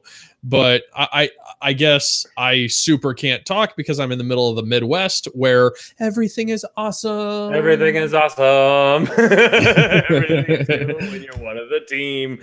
Everything is awesome. Oh, that's bad. Hey, Mark. Oh my gosh, the poor guys from Iceland. Yeah, yeah. Oh damn. They're all here. If you guys could do me a huge favor, because I have a big guest possibly lined up for next week. If you could write down your questions in a polite and orderly manner and send them over to me, I might be able to get some of them answered. Write them down in a polite FFG marketing approved fashion. Yes. Figure that this is going to someone high up in FFG. Maybe, possibly, spoiler alert, someone might be on the show next week that could hopefully answer some of these questions. So he won't. He'll deflect everything. Sorry, I don't think I can do that. I've never heard this brought up. Pass it on. I'd say pass it on to AJ, but I think that would end up worse. So I've never heard anyone bring this up on any podcast, but is the current CEO of FFG, do we know if he's at all related to the guy from Nine Inch Nails? Who? That's been bugging me. Dave Navarro from Nine Inch Nails. Who's Dave the CEO? Navarro is not from Nine Inch Nails. Dave Navarro is from he was on Rage Against the Machine, and then before that he was on what was that band called? No, not Rage Against the Machine. Shit. Dave Navarro was God, he had the fucking TV show and shit. It wasn't Metallica. Or was it Metallica? No, it wasn't Metallica. Red Hot Chili Peppers? Red Hot Chili Peppers. No, yeah, maybe. He joined Jane's Addiction. Yeah, late. No, Dave Navarro is famous for being with Red Hot Chili Peppers. Jane's Addiction, Red Hot Chili Peppers, Trust No One.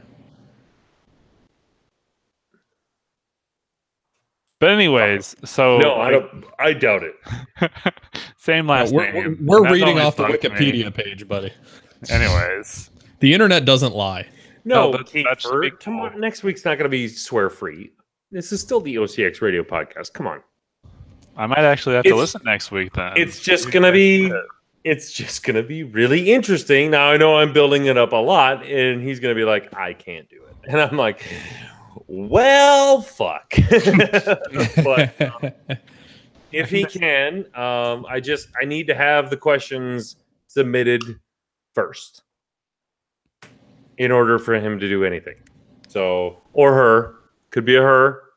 We don't know. I don't know why you're even trying at this point. The five people that have public facing things with the X-Wing community are totally not all dudes. I don't know what you're talking about. Okay, so when we get back from commercial, how much time are we gonna have left? I suppose we could burn through this stuff in the next hour. It's 10 o'clock. I mean, we got an hour and 15 minutes left. I mean, we covered most of it. I like to be off about midnight.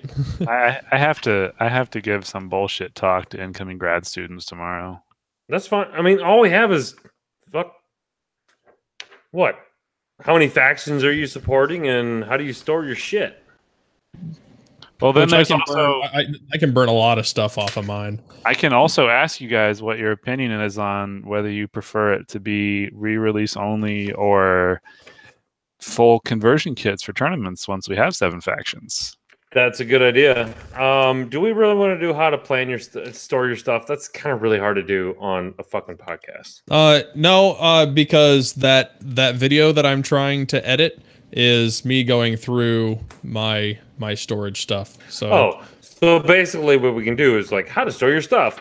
Stay tuned for on the OCX radio page to find Chico's thing to do the thing. And if I look over here, so I got a whole bunch of storage. Oh, look at you! You're all set up and everything. No, it's over there behind me. Or you could come to the Crossroads Classic and win some nice storage stuff, custom built by one of our guys. You could do that too. This is my cat's ass. Playful. So I like Zach's idea. Do we want to cut out we'll do a brief Chico plug for how to plan your storage stuff. I'd like to get into List Juggler no more. I would like to put a little 2 cents into that. I've got no podcast spotlight or bad list. I didn't get to it. Between those things, we're gonna use up all our time, I'm sure. I think we'll be fine. We've been tangenting a lot. If you want, instead of a bad list, just a ridiculous loadout that's fun. Sure, Zach Bart's in the show. Fuck it, who cares? All right. I think we're gonna scratch out how many factions you're planning on supporting, because that's just gonna get me mad, and we don't need that. Okay. I think I made my case last week well enough that 7 factions is a terrible idea, but right? Last week I was wang, and this week I'm like, everything's fine. As a store owner, everything's fine. But my Sith infiltrator. Yeah, fuck. Whatever. All right, I'm going to step out for a second. We'll come back in 5. All right. Unless you want to step back on. What the fuck do you want, Zach? See, I told you he was going to fucking text me. He hasn't even messaged me. Are y'all recording, and would you like to mess with Zach Bart? Are you willing to on my behalf? Let's see. I mean, I am always willing to screw around with Zach Bart. Sure.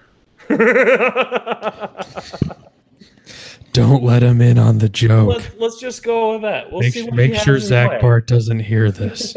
Shit. He can't know it's coming. Okay. I totally did not let him know that we're going to screw with him. I'm sure he believes you. Shit. Zach is a trusting individual. Do not break his heart. Oh, no. You're not wrong. Okay. I'm going to go see a man about a horse. I'll be right back. See what? I'm gonna go pee. I gotcha. That's code for pooping. Jesus Christ. So yeah, so what we were gonna go over that Coach decided to cut out because he doesn't like fun. We were gonna go over how many factions are you planning on doing, because like last week we mentioned the 7 factions and discussed them, and people like lost their shit, and by people I mean Coach, because he's a store owner and doesn't know how to deal with so many things to sell. So I figured with a week to kind of cool down, figure out like what you gonna do. So me personally, I'm probably gonna get all of them. Fuck me. So which starting out isn't terrible. So like the startup cost of like wave 1 was done and paid for by like swag that I sold. So I was happy about that. And then wave 2 looks like it's going to be like 2 conversion kits and a couple expansions. So, okay. And then going into like faction 6 and 7 is like, that doesn't look too crazy either. So I'm like, okay, maybe I'm just all in for this. Cause like I have everything for Armada as well. And that's died down to nothing, and I'm not getting that fucking Super Star Destroyer. I keep telling myself, don't get the Super Star Destroyer. Don't, just fucking don't do it. And then Imperial Assault is kind of like, like, I don't know what they're doing. Like, we've got the one expansion that's about to come out, but the others are kind of like, okay, these aren't showing up. So it's kind of all X-Wing. So 7 factions isn't going to be difficult if that's like all that's coming around. Because I don't do Legion, I don't do Destiny. So it's really easy to do 7 factions, and then everybody I know can just borrow from me. I got a core set for Legion for free, and I'm already out of it. I'm already out on that game. Oh, so yeah, it's going to be super easy for me to do 7 factions. Until we start seeing where like the next waves start taking us, where it's like fucking ships for everything. Every wave costs you $100+, and it's like fuck, and like we're doing a rapid fire. It's like 8 waves a year. Like that might be rough. I'm really excited to see what ships are good for like the Republic is for as soon as like wave 3 comes out, because there's a bunch of Clone Wars ships already. Really, like if So, by the way, how does this work? Are you guys like still recording? You're just going to cut back after the commercial break? We're still live on YouTube. Oh, I know that, but the audio version that goes out on Podbean will be missing this chunk. Okay. So anyway, so some quick rambling, which I'll probably reiterate. So if you look at like the stuff that's probably coming out in the conversion kits for First Order and Resistance, right? You're going to have the T-70s, you're going to have the BSFs, you're going to have the Falcon, right? And they're adding in the A-Wing, the RZ-2 A-Wing, which looks fucking sweet. I like that model. So that's 4 ships, right? If we look at Wave 3, right, we know we're getting the Jedi Starfighter. And then we have a bunch of ships that are already Clone Wars era from Rebels. We got the Z-95, we got the ARC 170, and the Y-Wing, right? The Y-Wing's been around forever. So right there, there's 4 ships. So if we look at like what's been released so far, like re-released, if they do that kind of structure for Rebels, we have the U-Wing, the X-Wing, and the Y-Wing. So I'm thinking there's stuff that has not been announced that we're gonna get stuff re-released, and we're gonna see stuff come back. You know, stuff that wasn't in the conversion kit. There's no reason we shouldn't see re-releases from all the other ships for those factions. So we could see, like, by the time Wave 3 comes out, we could see like 4 or 5 ships legal for any given faction. Right. Something like that. And like you were mentioning whether we have everything legal in a tournament or just the stuff that was re-released. Like right now for Wave 1, that kind of makes sense. But when you look at Wave 2, like only stuff not conversion kits. The First Order and the the New Republic or Resistance or whatever, like They'll only has one ship that's not in a conversion kit. So they could. So they obviously they have full. Over at Gen Con, I went and I looked at the. They had the app up and running at Gen Con, or a version of it, which it looks like it's pulling some SQL database and it's running horribly slow. Delightful. Yeah. Right. And they had a bunch of different like scenarios and different things you could click on. Like there was like a legacy thing. There was like some 2.0 thing. I imagine what they'll do is they'll just set like, hey, these are the set of ships that are legal for this game format. You know, if you look at their LCGs, you know, their LCGs, other than being a card treadmill, they say only these expansions are legal. Since everything's going digital now, they can very easily do, hey, only these expansions are legal. And they could be, hey, if you want to run Resistance, everything in the Resistance whatever is legal. And the A-Wing is legal for the Resistance. And then they can go, oh, hey, you want to run Rebels? Well, Rebels, you get Saws Renegades, the core set, the X-Wing, the Y-Wing, and whatever we release next. All right. Okay. Yeah, because I mean, they're going to have to balance it in a way that you get like equal-ish ships. Yeah, and Mark, whatever the hell the wave kits are, I really want them to. I am looking forward to when they announce those wave kits. You know, everybody says, oh, hey, FFG's agreement with Disney or agreement with LucasArts or whatever says they have to release ship with card. Like they have to release ship expansions. They can't just do card expansions. We now know that is totally different now with the conversion kits. They were just, here's cards and cardboard. We're getting one soon.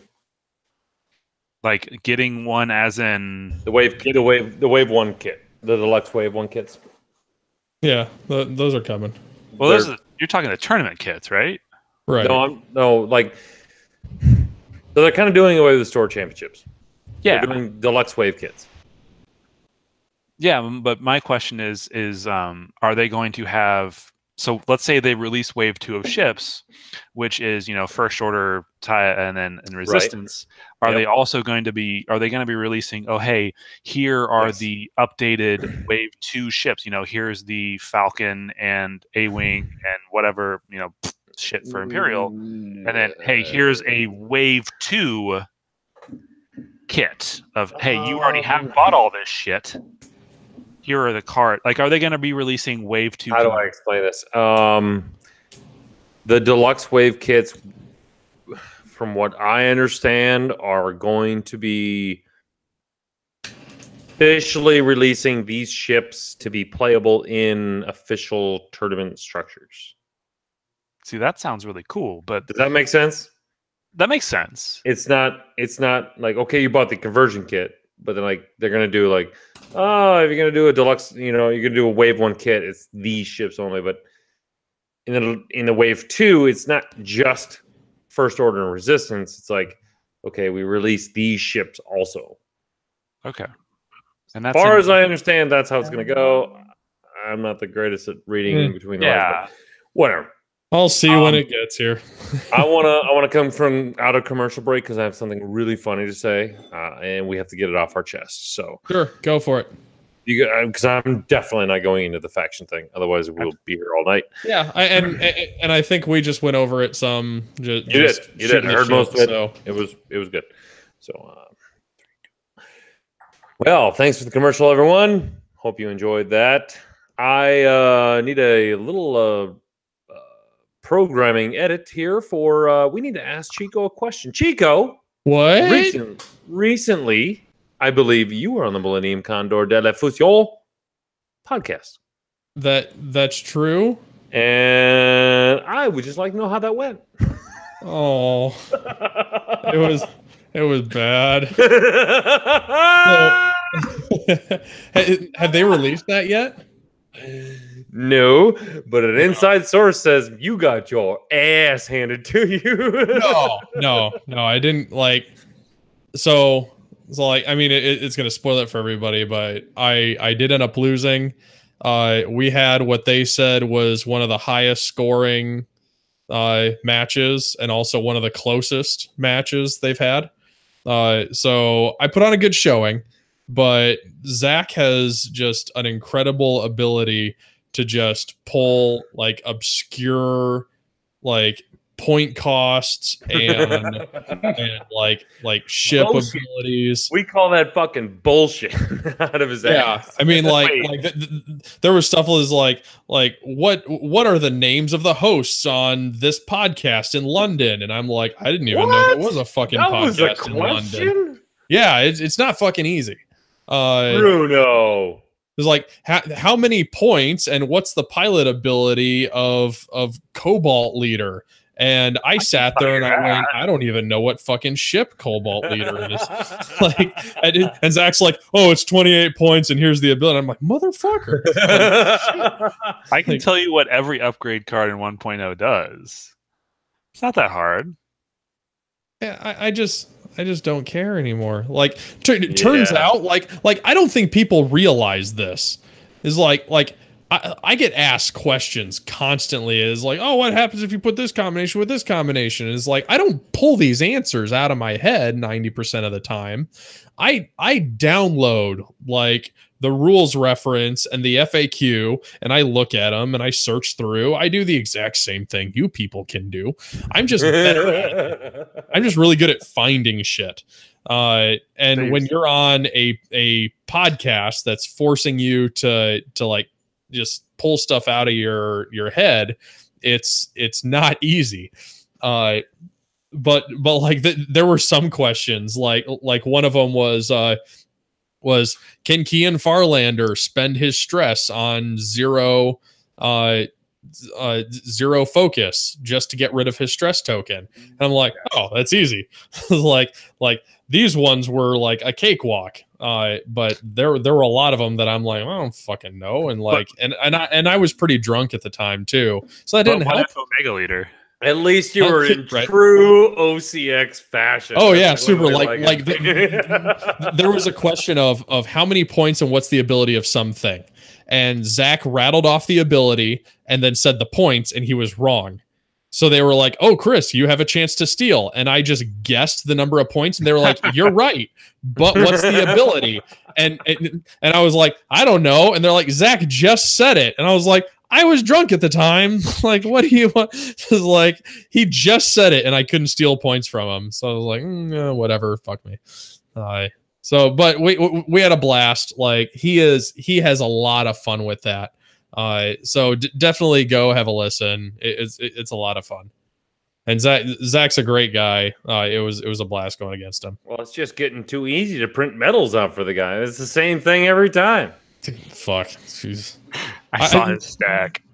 I want to see Bruno like do his own, like somebody write questions and force him to do his own questions.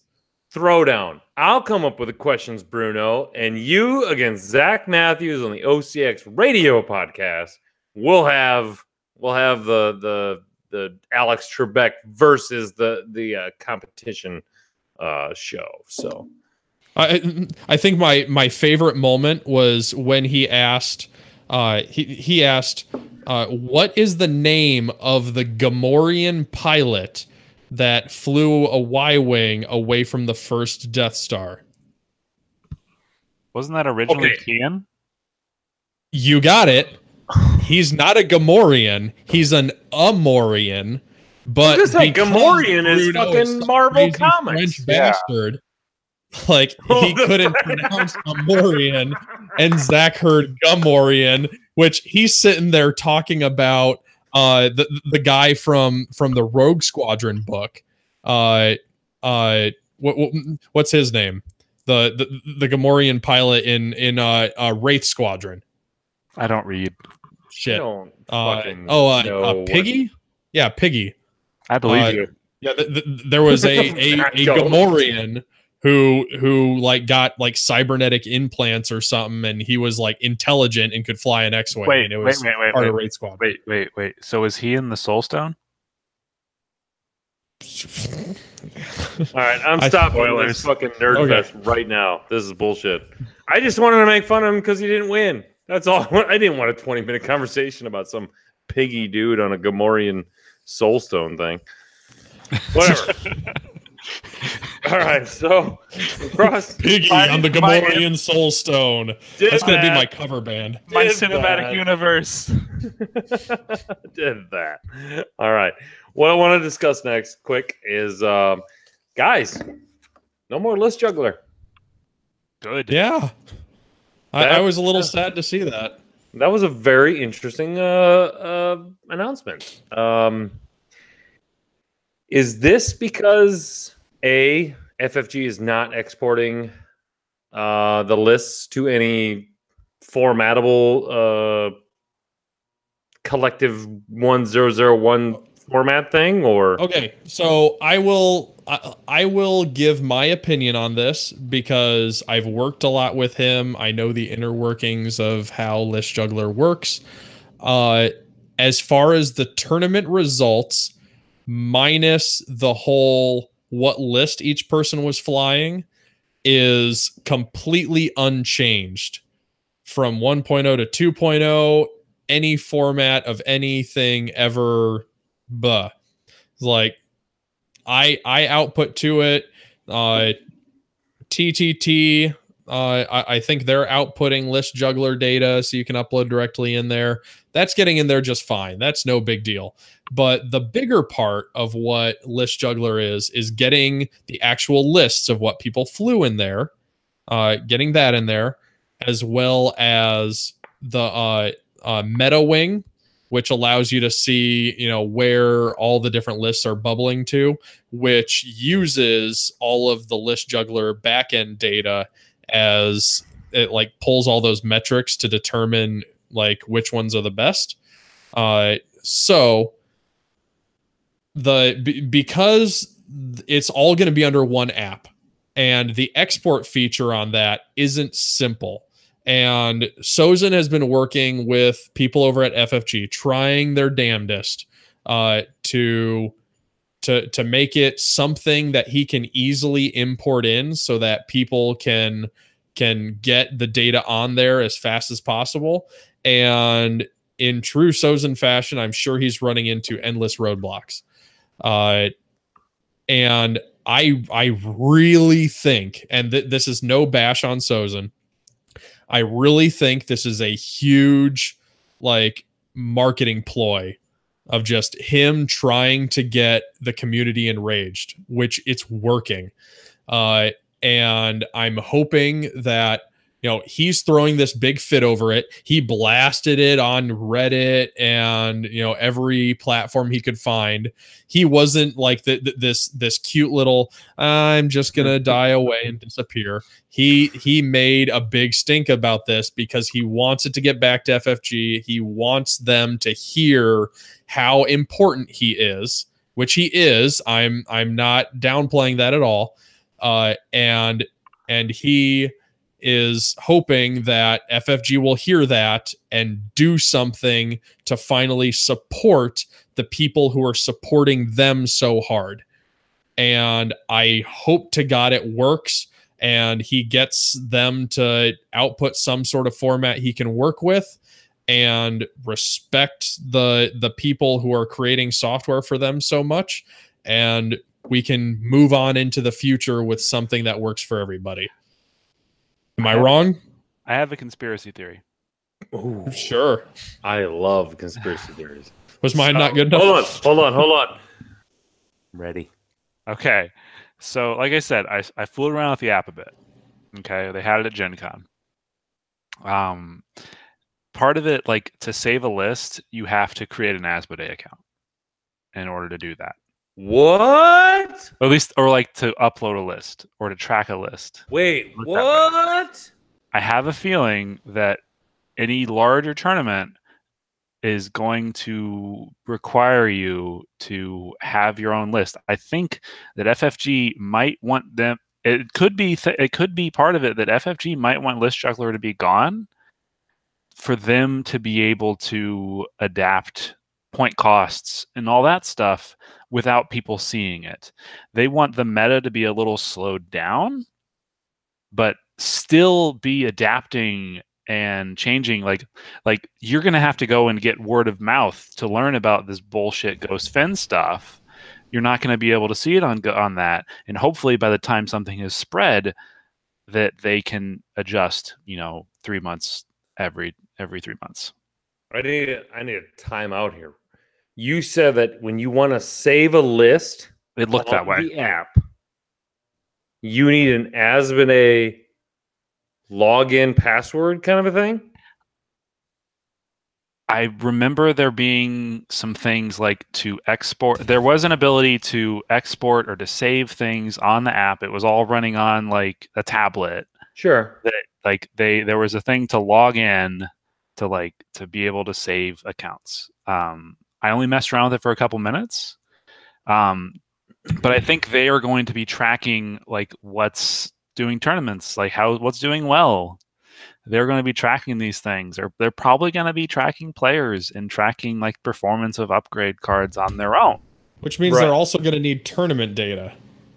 Yes. Yes. Which means they're going to have to demand their own tournament software. Good fucking luck. Well, what this brings up is an interesting concept to me. I'm sorry. Yes, the whole list juggler thing, whatever, that doesn't bother me at all because I personally think X-Wing's better without list juggler. We can talk about that in a second. But this does bring up a point. I think it was brought up on Minoc where they were trying to get, one of the Europeans was like, what if we did a DCI number like Magic does? I would hate that. Well, if you're telling me that you have to save and you have to have an Asmodee number in order to save and export a list, that kind of seems like a back-ass end way of getting you to have an Asmodee number. And then, I don't want that to ever happen. Good God, that would suck so much balls. I can understand tracking trends. That is a good idea.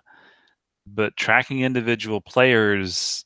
That's bad. I don't want that. No, I completely agree with you, Zach, is that they don't want a list juggler. They want to be able to have their own internal list juggler where their lists are compiled to them through their... Because it was interesting in my store championship kit. They wanted me within 7 to 10 days to export all of our lists to FFG. Oh, for the store championship? I've never seen that before. I still got to do that for the store championship I ran. I've never seen that before in a store championship. They asked for winners of regionals. Right. They asked for winners, but now they want everything. They want the whole deal. So that is, I think your conspiracy theory is not too far off. I think they on the back end, they do have their own meta wing. And they're going to be like, whoa, look at this. Guess what's happening in the next FAQ? And I'm sorry, as a player, it's great. Shit, that's awesome. If they can come out with a problem before we even know there's a problem, how great is that? I think that's fantastic. I mean, that's...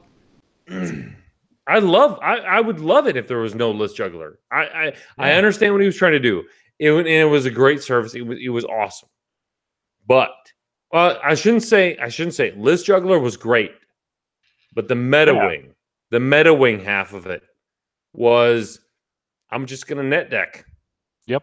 And I didn't like that. I know it was helpful to a lot of new players. I understand that. And it was, but for us old players, I was like, can't you just come up with your own shit? Well, let's be honest, that whole website just gave the ability to the more casual players to do what the hyper competitive players were already doing. They were going out, finding all those answers, compiling the data themselves, and all running the same list anyways. It was. So for me, one of my favorite things about playing the game is like when you sit across from your opponent at a tournament, is like that 2 minutes you have before you start setting up ships where it's like, okay, I need to figure out how the hell am I going to approach this? Like I think that's probably the most interesting thing about Tournament X-Wing is just from like going into it, figuring it out on the fly, what you need to do to get an ideal setup. But going at Gen Con this year, talking to a few people, it's like, oh hey, I'm talking to somebody, talking to Duncan, talking to Jaron, talking to whoever. It's like, oh hey, I know my next opponent is playing this list. I already have a strategy for this list. I think it's more interesting to have the 2 minutes of panic, oh shit, what's going to happen, than have oh, this is a known quantity. I know exactly what I need to do here, and I know exactly what all his options are. It creates more interesting situations if list juggler doesn't exist. Right. And I want to bring up the chat also. It's like, it's not hard to find out what's winning. Mm-hmm. The X-Wing community is so large and so mediafied. Definitely trademarking that word, mediafied. It's not hard to find out what's winning. No, it's not. It's a little harder than it is of a point and click, like Patrick says. You just point and click on, okay, what's winning? Boom, there it is. There's your top 10 list and it gives you the percentages of what they're winning against, what they're doing this. It was a beautiful piece of software. I'm not doubting what it was. It's just I'm wondering what X-Wing would be without it.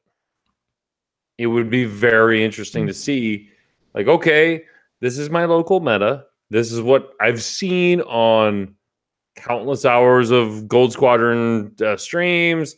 And this is what the crates are saying is good. Do I really believe what the crates say are good?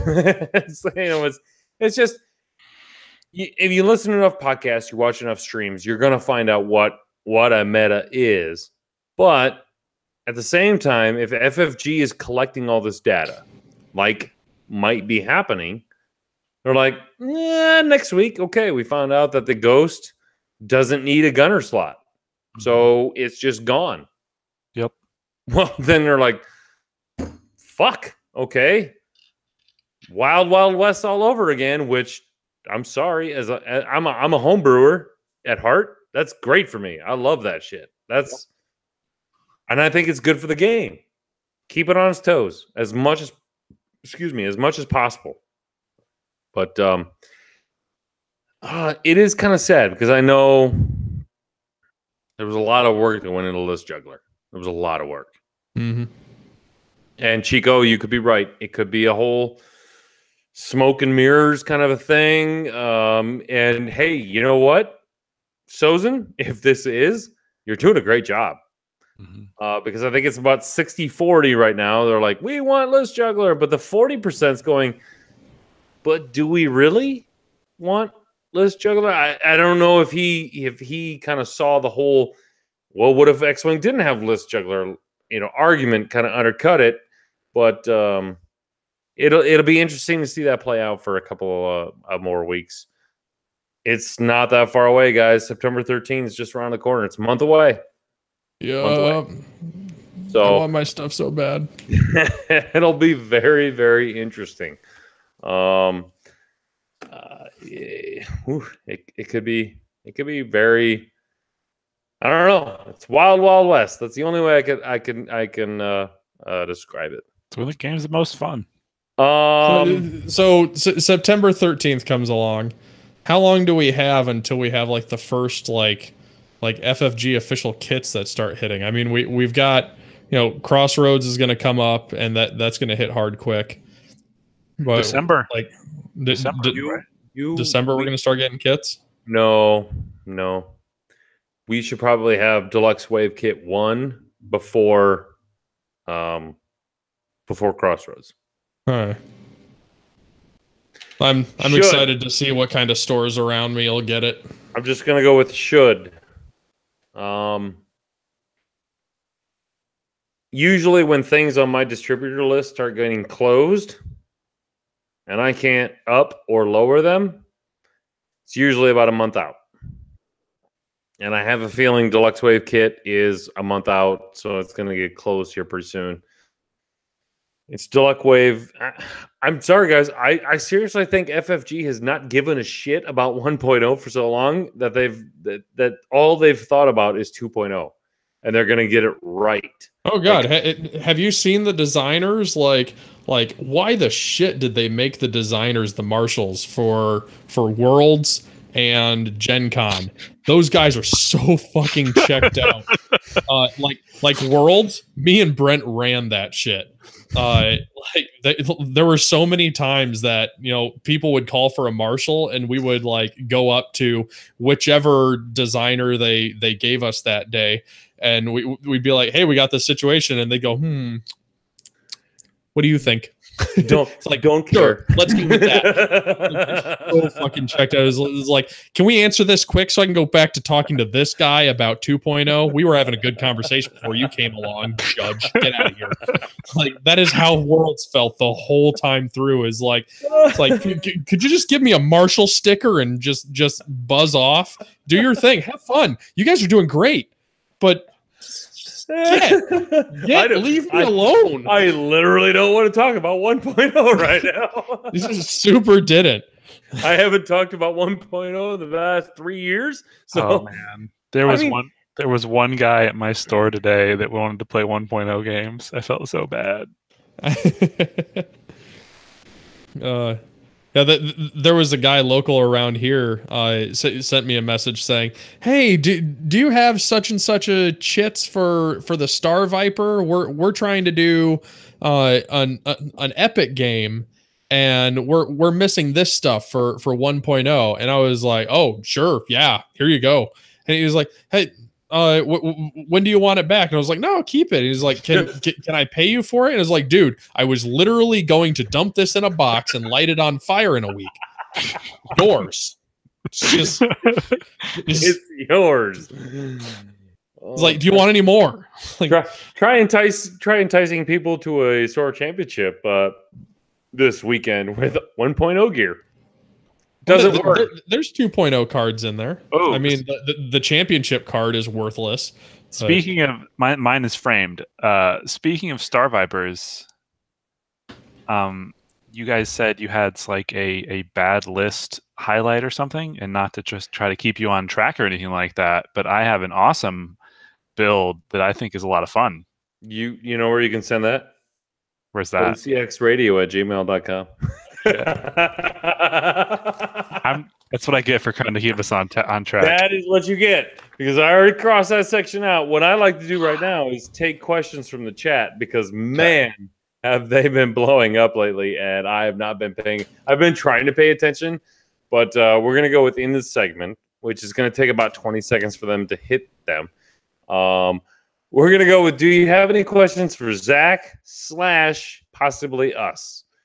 We would like to cater them towards Zach because he's on the show tonight. But if you have a question that we can all answer, we would be more than willing to take the next 15 minutes. We're going to do 15 minutes, guys. See, look at me and my host abilities, keeping this shit on fucking track, trying to get so wholesome. If you'd like to know more about my cats, they're named after characters from the show Dead Like Me. I love Dead Like Me. Really? I love that show, dude. Oh, that was the best. Hold on. Oh. This big fat orange guy. This is Mason. Oh. Hold on. I gotta take my headset off for a second. Now, before I do this, okay, one of these is mine. Only one of them is mine. 1 second. Oh, sure. I'm just a one cat guy, guys. Just a one cat guy. So he just left us to go chase down cats. If you haven't seen the show, wait. Oh, I gotta go. Hold on. I got him. Presented. This is Daisy. Oh! I was gonna say one of them had to be Daisy. Hold on. Oh my god. I don't know if I've ever seen this show. Oh no. I think we've cracked the code of Zach Bart.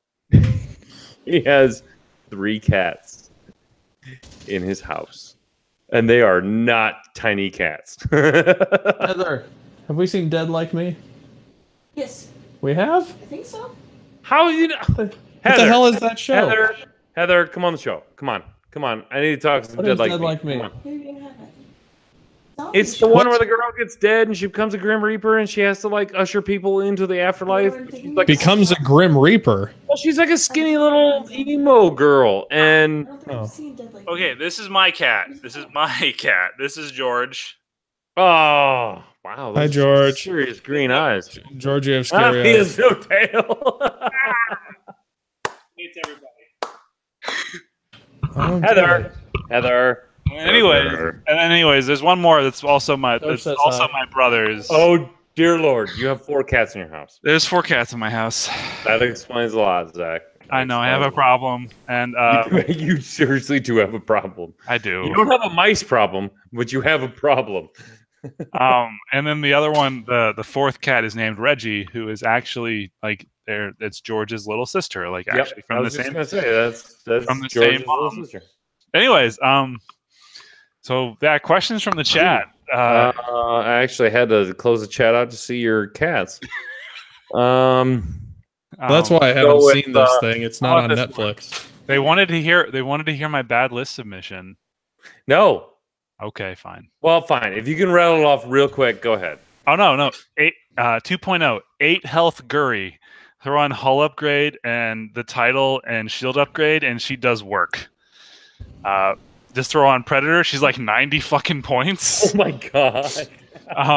But it's a lot of fun because it's about the same as like a defender or an E-wing, and she goes to town on people.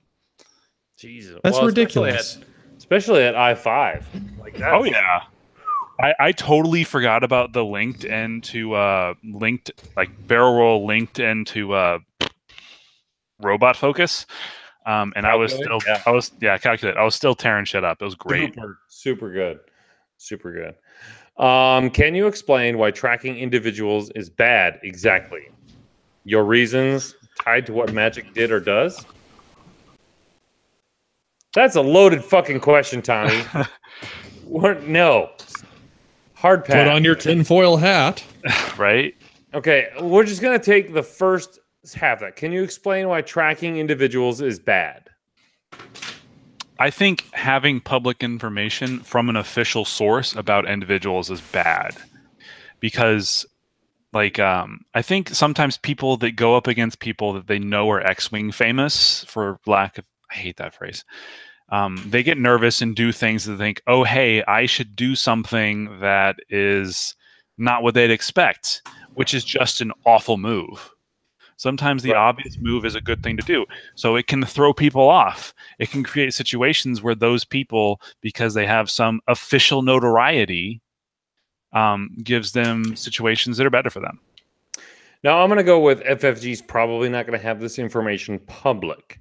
If they do track individuals, it's not going to be public. It's going to be internal, and you're just going to be a number. You're not going to be a name or nothing like that. But so we're going to skip on down to Zach. Are you planning on playing a specific faction? So I've always loved Rebels, but I hate turrets. And I hate flying close formations. Yeah, the video's locked on me. It is locked on. Let's fucking change that. That's God fine. damn it, I need my FaceTime. There you go. I picked up all 3 conversion kits. I'm having a lot of fun with Star Vipers right now, but I'm really looking forward to see what they do with the Resistance stuff. I love A-Wings. I'm not impressed with what Jake's doing so far. If they come out, that's such a sad sentence. It is. Hearing that from you is terrifying. I'm so sad. I have a crazy list that uses Finn Rao and Arvel Krend, which I need to test out. I'm thinking that I want to try to make Rebel Aces work, but I feel like Rebels aren't meant to be aces, which is not how I want to play the game. Mark Stewart is saying, at Patrick, live interviews are not permitted. Interviews must be recorded and posted. I'm assuming that's to the upcoming next week's episode, and fuck that, because it's OCX radio and we do whatever the fuck we want. With permission. I'm just gonna go with John Stevenson. Blatant cat people are crazy. You don't seem crazy, but you do have 4 cats. So I don't know if you just passed crazy and are back now to normal. I have 1 cat. You have 1 cat. Your brother has 1 cat, and I'm assuming the significant other has the other 2. We inherited some cats. It's complicated. Oh, so you just have an open door policy. Your relationship with cats is it's complicated. I mean, so is mine, but that's why I have no cats. He is an academia guy, so it makes sense. Professor Bart, the cat guy, is complicated. Professor Bart, the cat guy. Can we please? I'd rather be Zach's math guy. Can I not? No. You're PB. That okay. You are now PB, Professor Bart. Professor Bart, the cat guy. I don't want the cat guy to stick, please. No, the cat guy. No, we'll edit that out, or probably not. But I don't believe you. We're gonna edit that out at 2:13. I'm totally writing this down.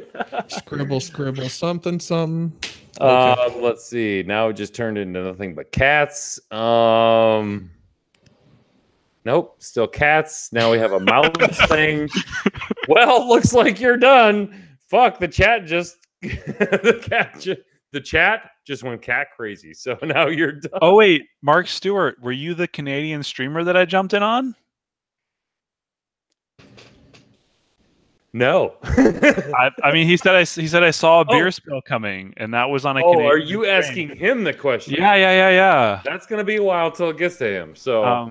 But favorite new upgrade cards. That's tough. I really like the it's a Force Imperial only. I think it's whatever sister or something. It's a crew one. She's Seventh sister. That's when somebody gets a stress token, you can spend a Force to give them a tractor beam or ion token. And I really want to figure out a way to make that work. Yeah. That is hilarious. Sounds brutal. Question for me from Mad Medic. Yes, the fuck if I'm going to make Jabba work. You know it. Oh, damn it. He's going to be great. How many rigged cargo chute tokens do you have? 4? I don't know. Works, right? I think you need 6. Do you need 6? Oh no! I have 5 now because I got Lando's. If you really want to make Jabba work, you can do some ridiculous things if you put him on the Falcon. I have 5 now because Jabba on a Falcon. I can't accept that. Lando's Falcon came with a debris token. Han crew on Boba Fett. Yep. Just stop it, people. You can fit Finn Rao with something, a generic Falcon with Jabba and rigged cargo chutes, and then a generic bounty hunter with rigged cargo chutes. You get like 6 rigged cargo chutes. It's happening. It's happening. Yes. Zach, send me that list. Well, speaking of rigged cargo chutes is not a device. It doesn't work with Emin Azamine, and it doesn't work with Cad Bane. Stop trying. Ooh. But it's also the only thing you can drop out the butt that's in action. That's in action. At I-6, baby. Woohoo! Seismic charges are so good. Yeah, I know. Yeah. Okay, so that's enough from the gallery. I think we're gonna do some shout outs. Guys, you got any shout outs? Yeah, I'll give mine first. My shout out goes out to my boy Sozin. It's been great working with you, pal. We did a lot. It's time to rest.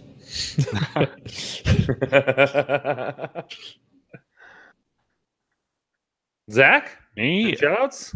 I'm gonna say shout outs to everybody in Indy that we've had a great time lately. Everybody's super excited on 2.0. Our community is getting really built back up, and a lot of people did really well at Gen Con. I choked, but a lot of you guys carried into the top cut and did really well. Even Nick is excited. Yeah, what the hell? Nick's never excited about anything. He's super stoked on freaking so many different things. Good. I don't know. I'm happy. I don't really have any shout outs this week other than obviously our Patreons, our listeners, our fans. I want to thank Zach. Zach, buddy, thank you for being on tonight. Thank you for having me. Popped your cherry. I hope it was good for you as it was for us. I mean, I know we went in with no lube and everything, but you know, I got my cats involved. Yeah, we got your cats involved. We definitely got your cats involved. Jesus. So yeah, that happened. Oh, that's too bad. Zach Matthews is going to be a hard pass for the shit show. Fuck him and his new job. Anyway, I also want to thank our listeners tonight. Thank you very much for listening. I want to thank Dion Morales for the wonderful Barry White impression. That was awesome. I also want to give it a shout out to Jesus Christ. Will every other podcast get their shit together this week? Because, man, it's audio. It's not that hard. It really isn't, guys.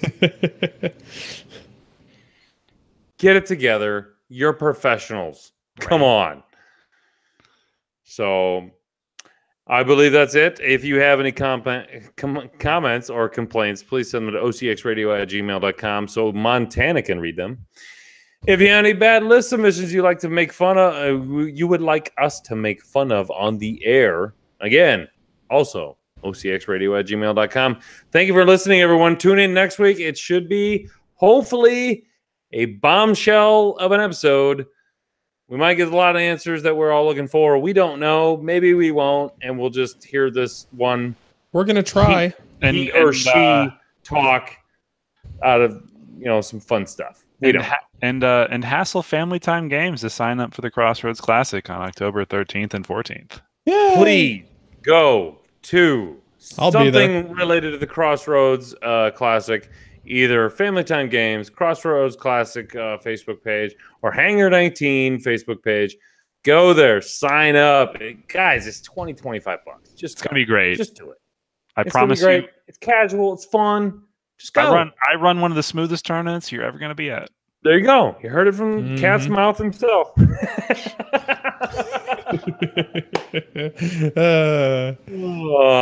you everyone for listening. Chico's got to go bed, so we're going to send this off to the Yub Nub.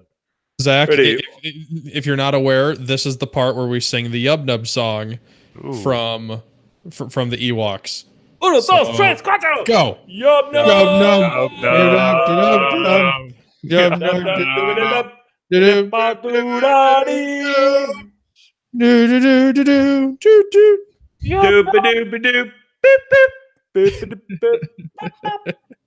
Pretty sure Ewoks eat cats. They eat everything. I'm pretty sure they do. Those clothes that they gave Leia. Ooh. What woman wore those first? I mean, that they killed and gave those clothes to Leia. They were willing to eat a robot. I mean, come on. They'll eat anything that moves. I'm pretty sure. So evidently people just went nuts on the internet that if you and your opponent bring Boba Fett crew, if one person sets a rock in the middle of the field, they can set their ship right on it, and range 3 encompasses everything. So the other ship cannot be placed. What if you can't play the game? No, range 3 doesn't encompass everything. It does, though. Yes. If you put a large base ship in the middle of the board, range 3 encompasses not a large base every ship, single rock. No. Boba Fett crew. Boba Fett crew. No, range 3 does not extend from the middle of the board to the edge of the board. No, the middle to the edge of where all other asteroids can go, which is the area that Boba Fett can be placed. Yeah, that's the initiative bid. You win. You're the better Boba Fett. You just straight won. You just fuck. Sorry. You place your shit in your own fucking area. Oh, it's so dumb. Hey. Thanks, Frank. Why does the internet now lose its shit about it? I mean, come on. Oh, internet, how I love you. Zach, I mean, this is now usually the shit show. Okay, here's the thing. I don't respect students, so I can be late. Like I said, we usually go till I decide that it's time for me to go to bed, and it's probably going to be in about a half an hour because I have to go set trusses tomorrow. So Ooh. I got one more beer in me. If you want to stick around. When did we stop? When did we stop? We'll say 2:22. Okay. Seconds ago. Hey, okay, Coach. I think Chico's heard this story.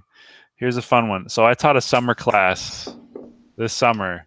Okay, it was a retake. It was all retakes. Okay. Okay. So they've taken this class and they flunked out so bad. They took it in spring. Okay. They took it in spring. I had 2 teaching assistants for this class. Okay. I had 2 students for this class. So the instructor to student ratio was over 1. No. Okay. All right. Guess how many passed? No. Well, it's the millennial age, so I'm going to go with at least 50%. You're off by 50%. Oh no.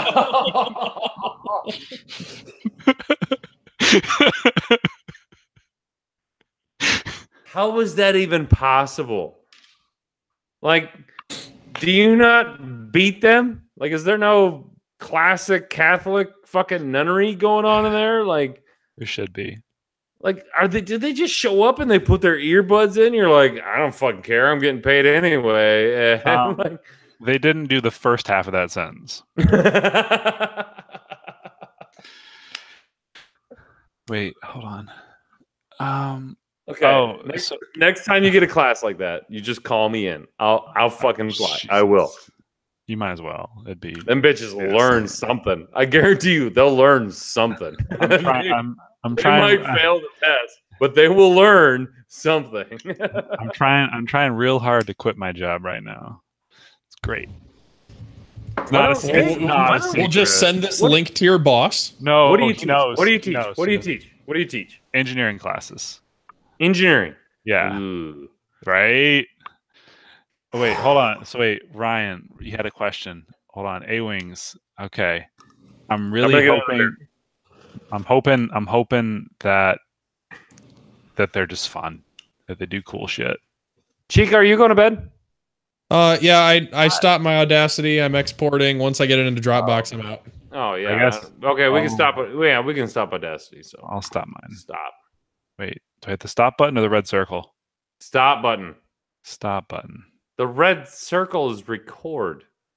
Should I have pressed that at the beginning? Did you not have blue waves? God damn it. Fuck. God. You know, this is how we do in Indiana. I felt that one coming. fuckers. I've gotten it too many times.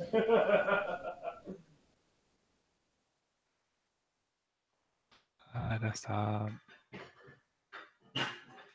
Okay. Ooh. Jesus, that's gonna take a while. Oh yeah, it's gonna take a little bit.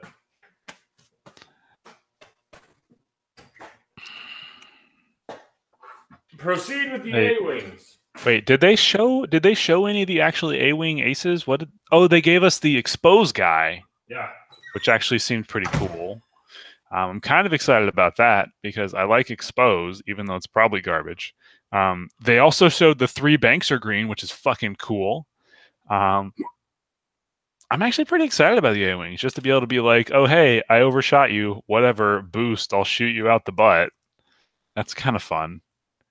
And I'm not sure how often they can rotate. If they get to rotate, like I'd have to look at it. I don't remember. But one of the ships, every single action they have links into rotate. Yep. SF. Yeah, the SF. That's crazy. They showed a smidgen of the title, which I don't know. Maybe we're not going to see any more SF double tap.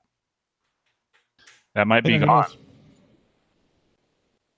Assuming press passes are a thing again, I will likely conscript you both for another game next Worlds. Nice. Oh no, I would love. I don't know why, but I love going on and just commentating games. Somebody said at I think the Chicago Regionals, me jumping on and commentating is the only way I get on streams these days. Oh, very nice. I love going on. I loved going on podcasts. I love doing the stream stuff. It's a lot of fun for me for some dumb reason. I agree. It's fun, but I also accidentally say awful things on streams, whether they be through like weird referential coded messages or whatever. So I'm normally not invited back. Oh, sad. That's what OCX is all about. Saying the most awful thing you want to and still getting invited back. All right. So here's the deal. OCX has their store championships this weekend. We're going to be streaming 11 a.m. to whenever they quit. I am going to be putting out two groups, just two, for commentators all day. Doesn't matter. Don't care. 5, 6, 7 commentators. Who cares? Whatever. It's going to be great. It's going to be a shit show. It's going to be fantastic. Believe me, you cannot say anything on the OCX radio streamcast that you will not get invited back. So this Saturday, everyone look out. Keep an eye. I think the two groups know who they're getting sent invitations to. Nice. Starting at 11. I am going to be TOing. I've decided because I'm going to TO. You just don't want to put. I'm sorry, everybody who's going to be there. I want to play it real bad. I really do, but I got to bite the bullet, and I guess third is the best I'm going to do this year in my one store championship I got to go to. So, whatever. It'll be a fun time. I'm going to be in Minot territory this weekend. So, oh shit! Yeah, I'm flying out to California Friday morning, and then I have to do their podcast Friday night because like I'm going to be in a hotel on the beach for an hour, and my girlfriend's going to be pissed off at me because I'm like, oh, I got to talk to Ryan fucking Farmer for an hour. So you're not close enough. You can actually podcast like where he's at. I actually don't know. I assume they're in LA, and I assume that's like that's like a 6-hour drive, even if you're like a mile away. No, if you're on the other side of LA, it's already a 6-hour drive. Well, either way, I will. Ooh, I don't know if you're ready for the groupies chat. Who, me? Yeah. Ooh. Well, the groupies really like piled against me when we had that runoff on the crate thing. Oh yeah. Oh my gosh. So that they put up a poll of who's better, Chico or Zach Bart. And it was all about who's the better runner, but it was just a big popularity contest. And but yeah, it was just I have the OCX Nation behind me. Yeah. So and now, I had like, you know what? I think you're ready. I think you are. Ooh. You have 4 cats. I'm pretty sure you can handle the OCX groupies page. I was in 7 hours of meetings today. That would have been great to have any conversation going on. Oh shit! Then you definitely need to be in the OCX group. All right. I know plenty of you are listening. Go ahead and add Zach Bart. Ah, fuck. Good luck. You wish this on yourself. I hope you like vibrators. Hold on. I have a photo. I'm going to send it to Chico, and I'll ask him to forward it to you. Hey, there it is. Is it a vibrator? It might be. That's fantastic.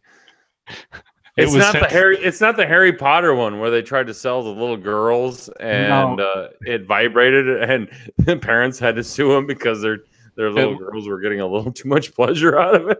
It looks like something that could be like a Sailor Moon cosplay thing that someone in a chat group I'm sending linked to me. Get ready for the mute button, Mad Medic. What the shit did you just send me? Throw it up, Chico. God damn it. Okay. Fucking hell. What is this thing that is now on my computer? Right? I think it's All called right. herpes. Presenting to everyone. Oh! Well, that's not that bad. Jesus Christ! That looks like some shit that would like be some weird Sailor Moon. It's like a very elegant female pleasure tool. Yeah. That looks like something that was like passed down from generation to generation. Like it's gilded. It's gilded. We're just gonna search eye bleach. Oh, no eye bleach for you. Oh, that guy right there. Little puppy. Oh, look at that. Okay. That eye bleach. Okay. We They just stopped need to sharing. search for as many cute puppy pictures as we can because Zach seriously needs some puppy influence. Hey, I'm probably gonna get a dog at some point. You cannot have a dog and 4 cats. I'm sorry. Oh, I'm gonna be down to 3 cats soon That's better. because I'm moving and I'm only taking 1 to 2 cats with me. Those poor other cats just getting left behind. Right? Well, they're my brother's cats, and I like Mason. Mason's cool and chill, and you can do whatever you want with him. He just puts up with it. All right. Yep. So I think I finally got some software for editing. That you might as well have just re-recorded the whole thing. Yeah, super should have. You could just leave in the interruption because no one will care. The 17 views you get on how to Google Plano storage. You're not wrong. Hold on. Wow. Chico, Fuck. Wow. Hey, Chico, could this video have just been an email? Yes. Don't give away our secrets. Seriously. Okay. So, Zach, I gave you the whole episode, the CrossFit Classics. That's great and all. Thank you. That's cute, and it's going to be a great time. I fully encourage everyone to go to this. But But what? there is the creme de la creme happening in the Midwest. Yes. Sometime. It is the OCX Open National Tournament for Organized Play. That's too many words. No. It's easily you should drop that acronym. into an acronym. What Yes. would that be if you made Type it that into an acronym. Wait, the OCX. OCX Open National Tournament for Organized Play. Is OCX an acronym? No, it's just the letters OCX Okay. Open Okay. National Tournament for God damn. Organized Play. Oh. OCX ONTFOP. You're so bad at this. Oh my God. Jeez. I am so sick and tired of explaining this joke. Oh, no, I get it. It was supposed. Oh my God. I get it. I like the OCX on top. I do. I love me a good acronym. Okay, so this is probably seriously going to happen.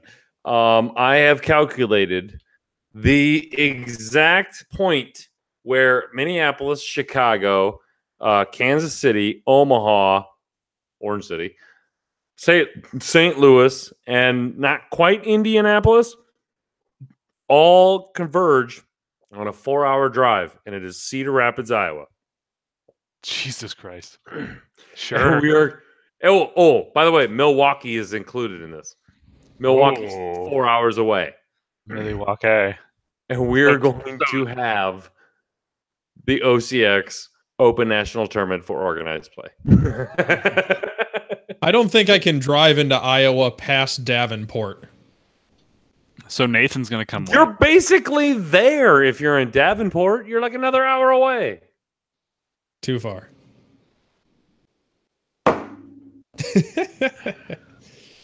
Whatever. We don't want you there anyway. But it's Okay. Well, Wait. we'll What- see. I would love to go, but I got to get off now. So I'll talk to you guys later. Good night. Tell Heather she needs to let you stay up later. Later, guys. Night. Bye.